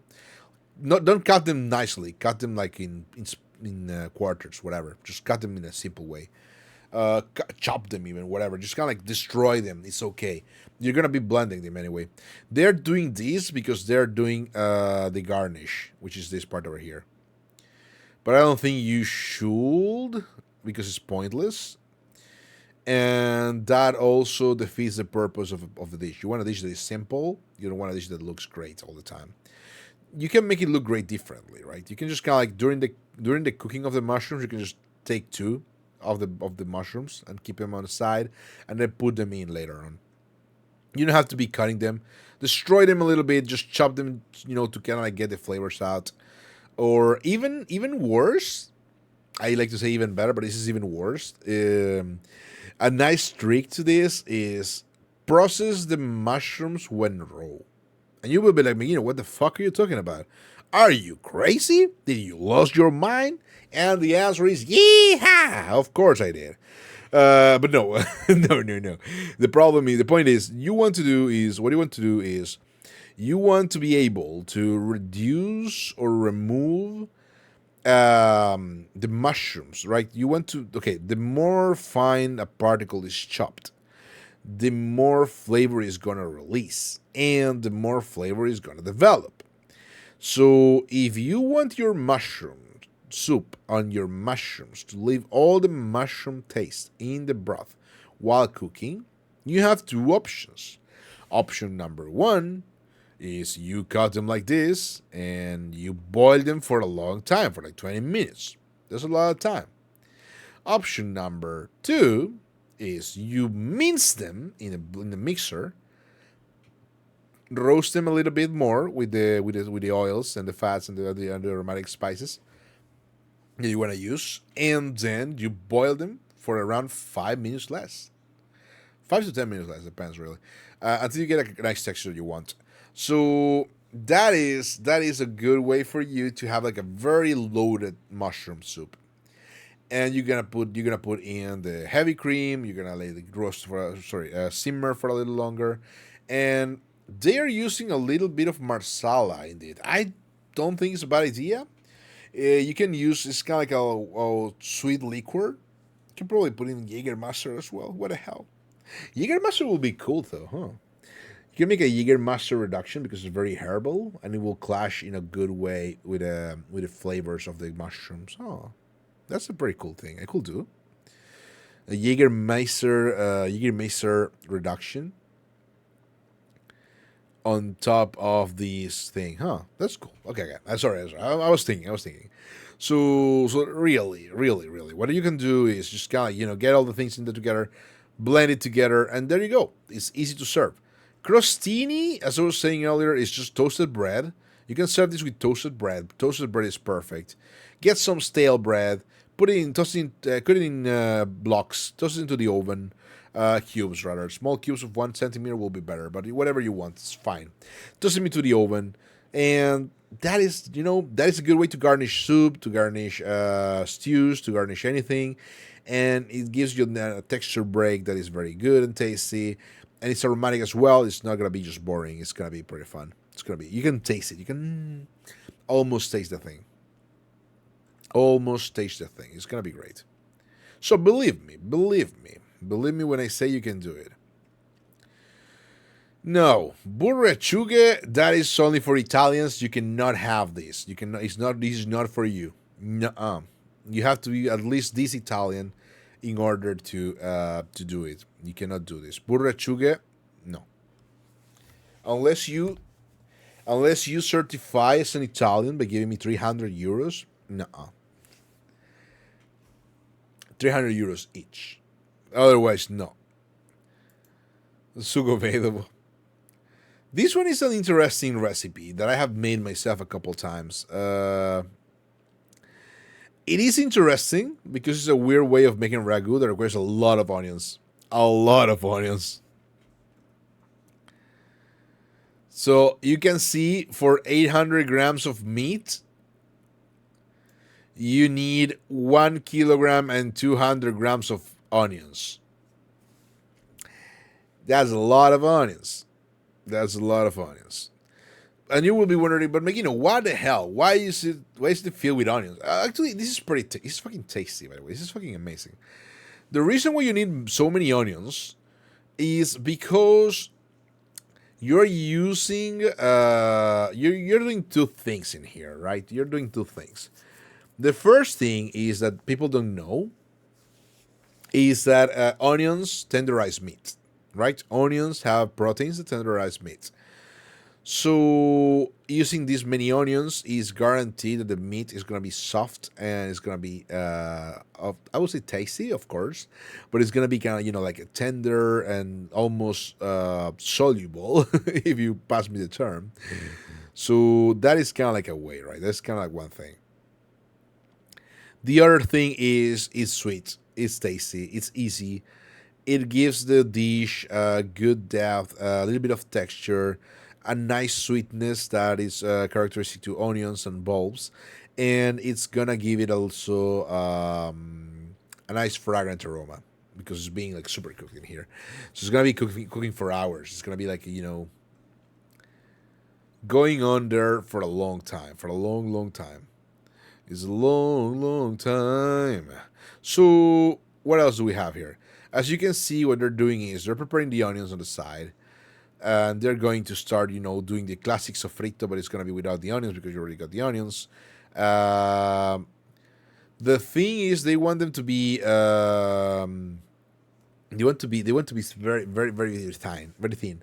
What you can do here, I will argue this is the time where the food processor will make things quicker, but it's going to ruin the dish. You don't want to ruin the dish. You want to kind of, in this case, you don't want to use a food processor because it's gonna ruin the texture. It's gonna become a little bit of a poltilla, as we say, kind of like a little bit of a gravy. It's not gonna be the texture of the long soft onion with a little bit of a squish to it. If you have a problem with textures, because for example Spectrum or things like that, for example don't like certain textures, it's okay. You can just use a mixer and that's gonna be all right. It's gonna be fine. If it's what you want, that's okay. But if you want something a little bit more on the runs of I want my meat to be tenderized. I want my meat to be tenderized and moist and used and wait, no, that came out very horribly wrong. I want the meat in the dish to be tenderized and listen. It's morning. I'm sorry. I apologize. I want the meat in the dish to develop decently, but I don't want to taste the onion because it's gonna break the texture and I don't like it. That is fine. You can get yourself what is it called again? I forgot. Oh, yeah, food processor. Mix that thing until it's kind of like completely broken up into pieces, and then you can just literally drop it in the pan, start cooking. No, the deal is the onions you want to caramelize a little bit, but the caramelizing onions takes a lot of time. So you do you. See if you want to do it. You don't have to. To caramelize the onions, you're gonna have to put them in a medium to low heat and keep them until they actually start losing the water. And then you want to make them lose more water. That's kind of like how you start doing the thing. While the onions are moist, you're never going to really caramelize the onions. You can brown them, but you cannot caramelize them. Caramelization only happens when there's not enough water in the surface and the temperatures are high. So you want to get rid of the water first, and then you want to caramelize them, or you can use an additive like sugar or vinegar to kind of like make them caramelize a little bit more because you're using the sugars in the vinegar or the sugars in the sugar to kind of like get them to the caramelization by an external factor, which is cool, works all the time, does what it can do. It's cool. It's an interesting way to do things. So that is one way. That is one way to how can I say it? Try and do the thing, but you don't have to. You don't have to. It's fine. I hope anyone who drops by, if you have the time, run by the Biblio Observatory or run by the by the Twitch. Sorry, by the Twitch. Yeah, sure, the Twitch too. But run also by the what is it called again? By the Twitter. Let me know what you've been cooking. Let me know if you need a hand. Let me know if you need help. If you have any questions, anything you like to kind of like go through, or you need a localization of an ingredient, we can look for it together. Because I know, for example, a lot of things that are in Italy are not easily repairable or are expensive in other countries, or the other way around. For example, here in Italy, we don't have a lot of things like buttermilk. We don't have buttermilk, but we have something similar, which is a little bit less fat and works a little bit less different. But it's still kind of like it works. It works the same. It's just not the same. It's not gonna be as tasty, but nobody's gonna notice. That's the deal. We're trying to get to that point, right? It's gonna be a little bit less, but no one is gonna know. They will never know. How will they know? They don't know, but you do because I told you. So yeah, if you have time, feel free to tell me what you have been cooking, what you've been doing on the next streams as well, so we can kind of have like a little bit of a checklist, right? Like you have been cooking this, you have been doing that. And that way I will be happy to continue this and helping you, and I will be kind of like trying to, I mean, I am obviously trying to base these on other people's coachings and teachings and stuff like that. But I just really want to know that you're cooking something for yourself, that you're doing good, and that you're eating something healthy, or at least tasty. Because again, tasty doesn't mean unhealthy. Look at this thing, for example. It is loaded with sugars because it's got 1 kilogram of onions, but it's also sugars that are trapped in fibers. So even then, it's not entirely wrong. It's not entirely how can I say it? It's not like you're eating pure sugar, but it's still very sugary. It's got proteins. It's gonna be served with because it's for pasta. It's gonna be served with carbohydrates. So it is tasty. It is good. It is not balanced, but there is nothing weird in this recipe that will make it unhealthy. And abuse, sure, but there's a lot of things that the things that we have seen today, they're still on the healthier side. They don't need to be, like 0% fat turkey, deli turkey with maybe a little bit of yogurt. You don't have to be eating like that all the time. Okay, if you're in macros, maybe, yeah, absolutely. But if you're trying to get yourself, just to eat a little bit more healthy, but you don't like, for example, the stupid soups, or you don't want like those boring, um, boil, I don't know, broccoli or stuff like that. If you don't like that, that's fine. Fat is flavor, true. Fat is the renderer of flavor, and is also not your enemy. That is a problem that we have in common culture, given by what is it called again? Big sugar. If we want to, if we want to make it a little bit silly, it is a problem that big sugar has culpabilized, or like, sorry, is made culprit out of sugar, sorry, out of fat, because it was easier and more, uh, I will say it's easier to blame it on fat. You get fat because you eat fat, right? That's not how it works.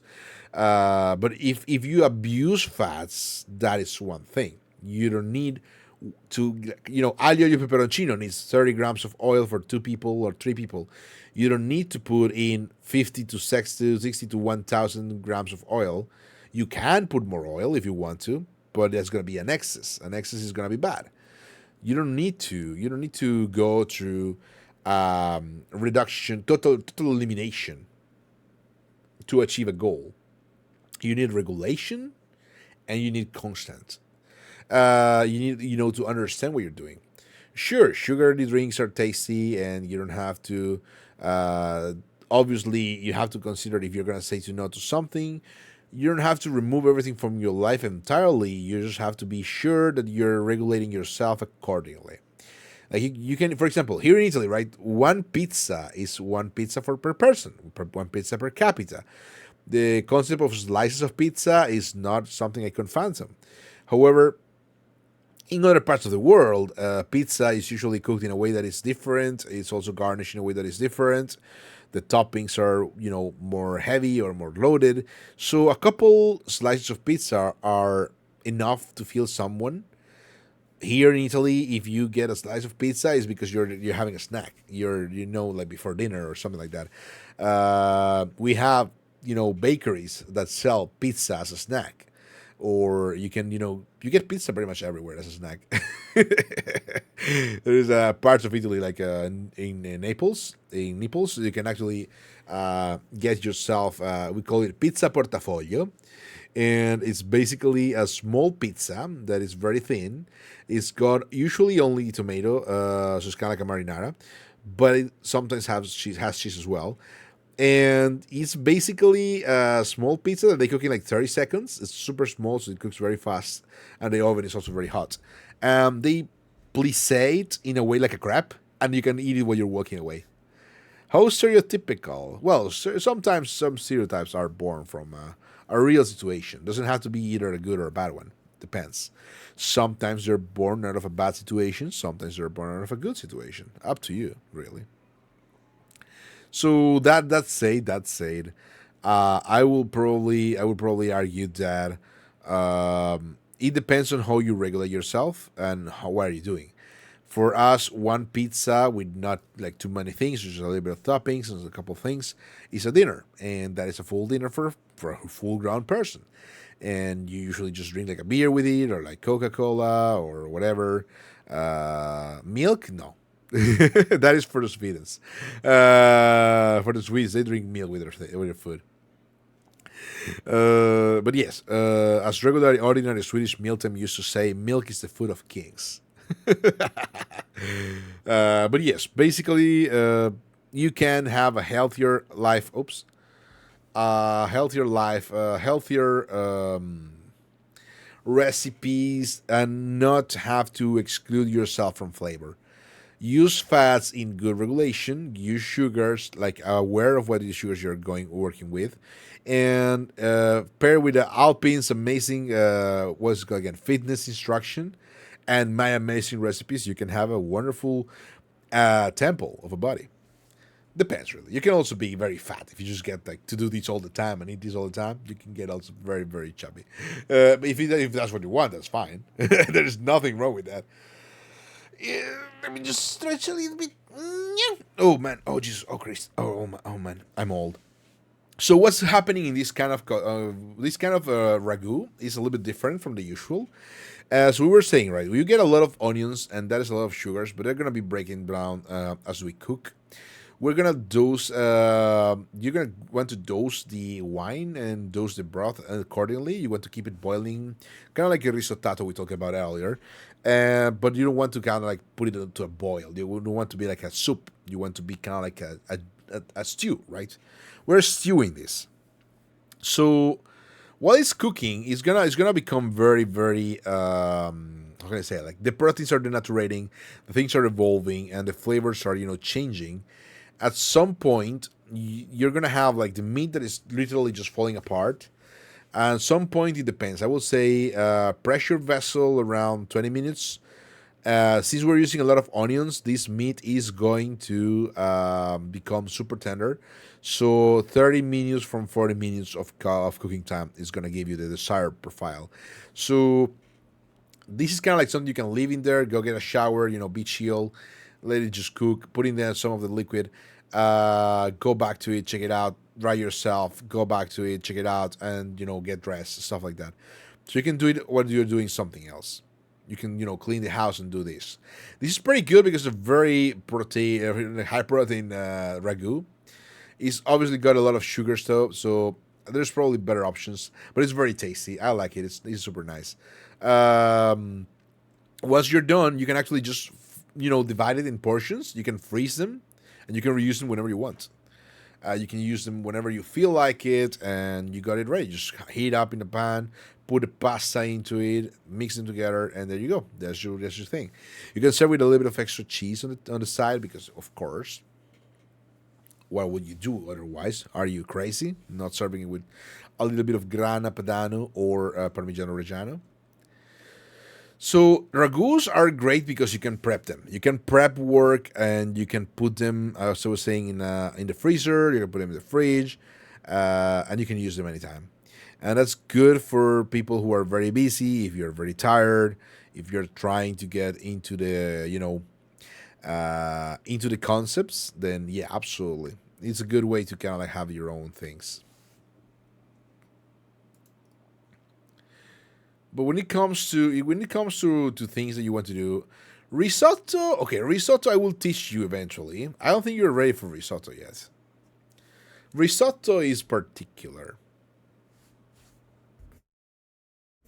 as in it's not exactly difficult. It's pretty easy, but it's one of those recipes that require you to be there all the time. Risotto is fucking easy. It's absolutely, absolutely easy. Risotto just goes through, you know, creation of a dish that is literally garnish rice. So, for example, right, this is asparagus and peas. So the thing that they're doing is they're cooking. Wait, what? No, no way. Wait, they're doing something they will never do. It's very disrespectful. Wait, let me just read 1 second. Per preparare il risotto, asparagi e piselli, realizzare un brodo vegetale secondo i vostri gusti. Intanto, pulire gli asparagi tagliando i fondi legnosi ed eliminando con il pelapatate la pelle esterna fibrosa. Per separare la punta dai gambi, tagliate i gambi degli asparagi a rondelle, rendendo intere le punte. Ah, okay. Never mind. It was not entirely wrong, but they're doing something that I don't agree. So yeah, they say clean your asparagus, cut your asparagus. What they're doing is they're keeping the heads on the same pan. They're doing with the peas, and that is basically, I don't know, man. Yeah, yeah, it's fine. That's me complicating things. Don't worry, don't mind me. It's okay. So yeah, basically, jump it on a pan, put a little bit of hot oil, put it in the peas, the asparagus, a little bit of white wine. I will suggest a little bit of garlic and pepper will be amazing in here. So this is kind of like what you want to do. Once you're ready, you get a pan. You get yourself a pan or a pot, depends. And you're gonna start a risotto. Risotto is pretty fun. It's pretty simple. I will advise to not use this technique.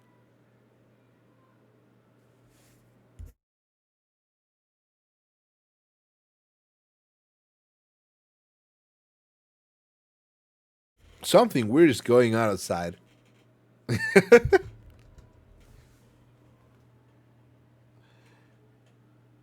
I have no idea. I'm gonna kind of like try to lower this and see if the noise can be reduced. You probably don't hear them, but it sounds crazy. Okay, there you go.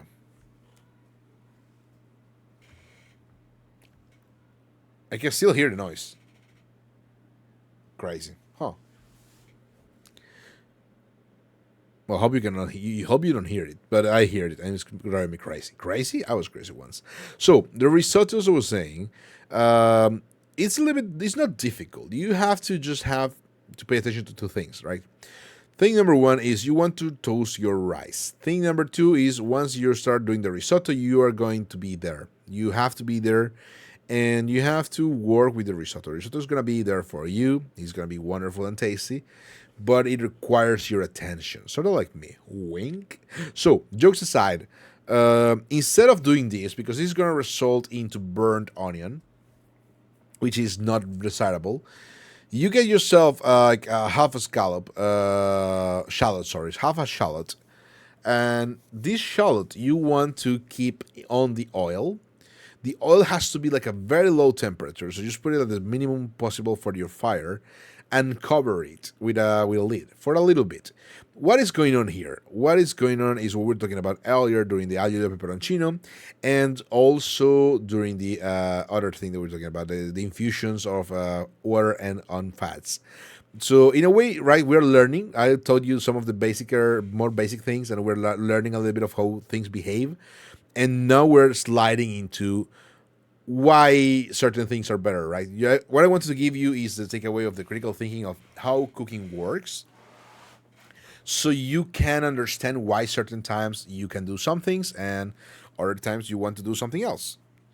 So the thing that you want to do is, in this case, in this specific case, is if you were to use finely chopped shallots, you will have a little bit of a burning situation because you're gonna drop your rice in there and it's gonna burn. Not the rice, the shallot is gonna burn because it doesn't have the same tolerance to heat that rice has. And you want to toast your rice before you start doing the risotto. So what are you gonna do is you're gonna make it sweat, as we call it. Sweat, or sweating the onion, is a little bit of a way for you to wait. What is this goddamn handbag again? Okay, there you go. Sweating the onion is what you want to do is, come on, man. What? Wow, Jesus Christ. Are you tralalero tralalaing me? What the hell, Cam? What are you doing? What are you up to? Okay. No more handbag? Okay, perfect. What? Why are you like this? Hello, everyone. It's me, Megino. Okay, so as I was saying, hopefully the handbag is gone. No, it's not gone. Why is... It's crazy because it's like, it's like I'm scratching my nose. But I'm not scratching my nose, clearly. My hand is here. Well, whatever. I'm going to put it in here. Maybe if it's actually visible, is that going to happen? Okay, fair enough. So, as I was explaining, right, you want your organoleptic compounds from the onion that are sealed in the water to come out and mix and be rendered with the oils. So you want the shallot to sweat out all the water without burning. So it's gonna be like a lower temperature, right? So we cover, we put a lid in so that we can keep the moisture in the room, and we are going to start and make the shallot sweat. While that happens, you can prepare all the other things that we were preparing earlier, such as like cutting the asparagus and everything else. Once it's done, you will remove the shallot. Sorry, the shallot. Yeah, the shallot. You will remove the shallot, and you're going to get rid of that shit. It's fine. It's trash. Now you're gonna pour in the rice, and the rice in the hot oil. Start to kind of like maybe make the oil a little bit hotter. Put it into medium, if you want. You're going to put the rice in there, and you're going to start, and the rice is gonna absorb some of the oil, and it's gonna start heating up. It's gonna start heating up, but it's there's no water. It's raw. It's just rice. What you're doing is we're rendering the starches a little bit, and making it a little bit more kind of like we're adding a sear, I will say, to the rice, right? This is gonna be good. It's gonna develop into flavor. This is gonna develop into a little sturdier rice. So that way, stir rice jam, so you can actually get a little bit of a more bite to your rice. So it's kind of like how it works in risotto. However, the thing is, you just have to be there a little bit. When you feel like you're moving sand or gravel, that is when the rice is, it's been roasted completely and perfectly. From there onwards is when you actually want to start doing the part of the risotto that is the risotto is known for. So if it's a normal risotto, you're just gonna add in broth until it's ready and good. If it's not a normal risotto like this one, which has extra watery things, you're gonna add in the vegetable part that is also contains water. You're gonna add it in there, and you're gonna add in also what is it called again? In this case, you're adding also the veggies that are there for garnish. I will probably add them a little bit later, just to prevent them from overcooking and have a little bit of a texture break that is more tasty. So up to you. You do you. You can just toss them in. It's fine. You can put them in later towards the end of the cooking. So what's gonna happen is you're gonna start pouring enough broth to cover not the rice but like the half of the rice. So reach the half that you can see the water, but it's not covering the rice, and let it boil. You're gonna bring it to a boiling temperature, and it's gonna start, but not like a super fast boiling temperature. It's kind of like a medium high kind of heat, and then you're gonna start moving it. You're gonna have to keep on moving the rice. You have to keep on moving the rice. Move the rice a little bit. Stir, stir, and stir. Stir the rice. Put in more broth. Let it go down until you cannot see it anymore, and you see only bubbles. Stir the rice again. Pour more broth. Do it again until you run out of broth or your rice is soft. Some people prefer the risotto to be softer, like me personally. Some people prefer it al dente, which is a little bit more harder. I personally think risotto ought to be more on the softer side. I prefer it to be softer, but it's up to you. It's up to you. What is going to happen is it's around to be fair, I think it takes around 10 to 15 minutes to fully cook the risotto the way it's supposed to be. It's not hard, but you have to be there. So it's going to 20 minutes you're going to dedicate to the risotto. But it is the kind of rice that will definitely give you, it's something you can, it's the kind of dish you can serve at a date and it's going to be great. Serve to a friend and it's going to be happy. It's a good thing. It's a good thing. I personally don't enjoy risotto that much, but it's just good. It's good. Thank you for the stretchy halot. Absolutely appreciate it. Mamma mia. Mamma mia. Mamma mia. Mamma mia indeed. So that's pretty much how it works and what's going on. The whole thing is just pretty simple. It really is a lot of time. So when people tell risotto is super hard, it's because they see people in kitchen nightmares completely fuck up risottos, and that's mamma mia, what the hell, you don't know how to make a risotto. And it's not difficult. It's that they're using pans on high heat. That is the problem. They want to make a risotto faster, but risotto is a work of love. You have to make it with the time that it requires.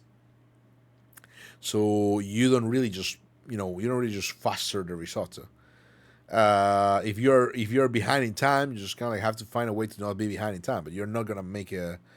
I burn my risotto. Burn my risotto. Yeah. Burn my risotto. How do you burn? I mean, I know how you burn it. You toasted the rice too much, or you either didn't put enough water when you were trying to risotto the risotto, right?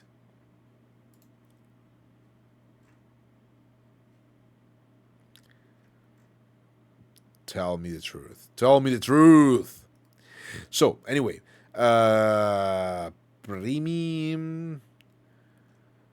I will say for the time being, you don't need to know more. It will probably result into you being overwhelmed and with too much information that you're not gonna conceive. So I think we're good. I think we're good. I look at it. I look fine on the top, but I lift it. Yeah, because you have to. As I was saying, you don't have to do it in one go. Roast the rice. Once the rice is roasted, pour in a bit of the broth. Let it simmer while mixing a little bit. Then put in the rest of the broth slowly by stages. You have to do it by stages.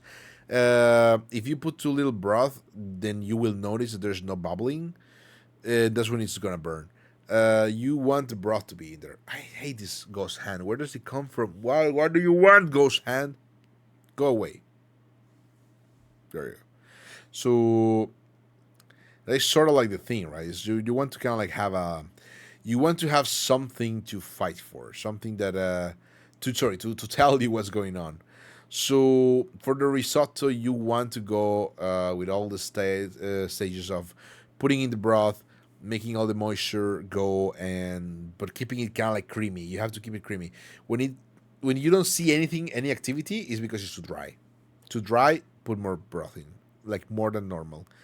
If you see too much, like the rice is kind of like floating, you use too much water, too much broth. So yeah, that is kind of like a thing. Maybe next time we can talk about lasagna. We can talk about another pasta dish or two. We can talk about another risotto and maybe potatoes. We can deal with potatoes and maybe with some eggs. How about that? Next time we'll handle all that. Good truth. So I will say I think we're good for today. We have had a 4 hour stream, like a happy stream. It was cool. Thank you everyone for making it this far. I appreciate the company. I hope you can come back for us to prepare our raid. I appreciate the company, appreciate the love, and I hope you learned something from today. I hope it can help you a little bit. We're gonna do our how can I say it? Our due diligences to try to make it more comfy, easier to work with, easier to pack, and that's kind of like the thing, right? It's gonna be kind of like a little bit of I know it sounds paternalizing. I hope it doesn't. It's just like I have a couple techniques and knowledge that I know, and I really want to get them out. And I know how difficult it is to cook for yourself. I know how difficult it is for people to handle things. So I want to make it easier. Next time, I hope we can make it out. Next time, I hope we can fix things together and make it work. I hope all the Rikinos wake up as we prepare to raid. And it's fine if you don't want to. That's okay. Points usually net you kind of like what is it called again? Drawings, but I've been kind of like putting that on the side. So I hope you have a fantastic time. I hope you had a fun discussion about cooking, and we're gonna come back to this eventually. Every Monday we're gonna talk about this. For now on, we're just gonna be like that. Monday on food and cooking. Monday for Monday for the yaps. Yap day. Um. So Oh well, damn! I forgot we could play Food Guesser, but it's too late. It's too late. We're gonna be rating. Maybe one of these days that we have nothing to do, we can yap and play Food Guesser together.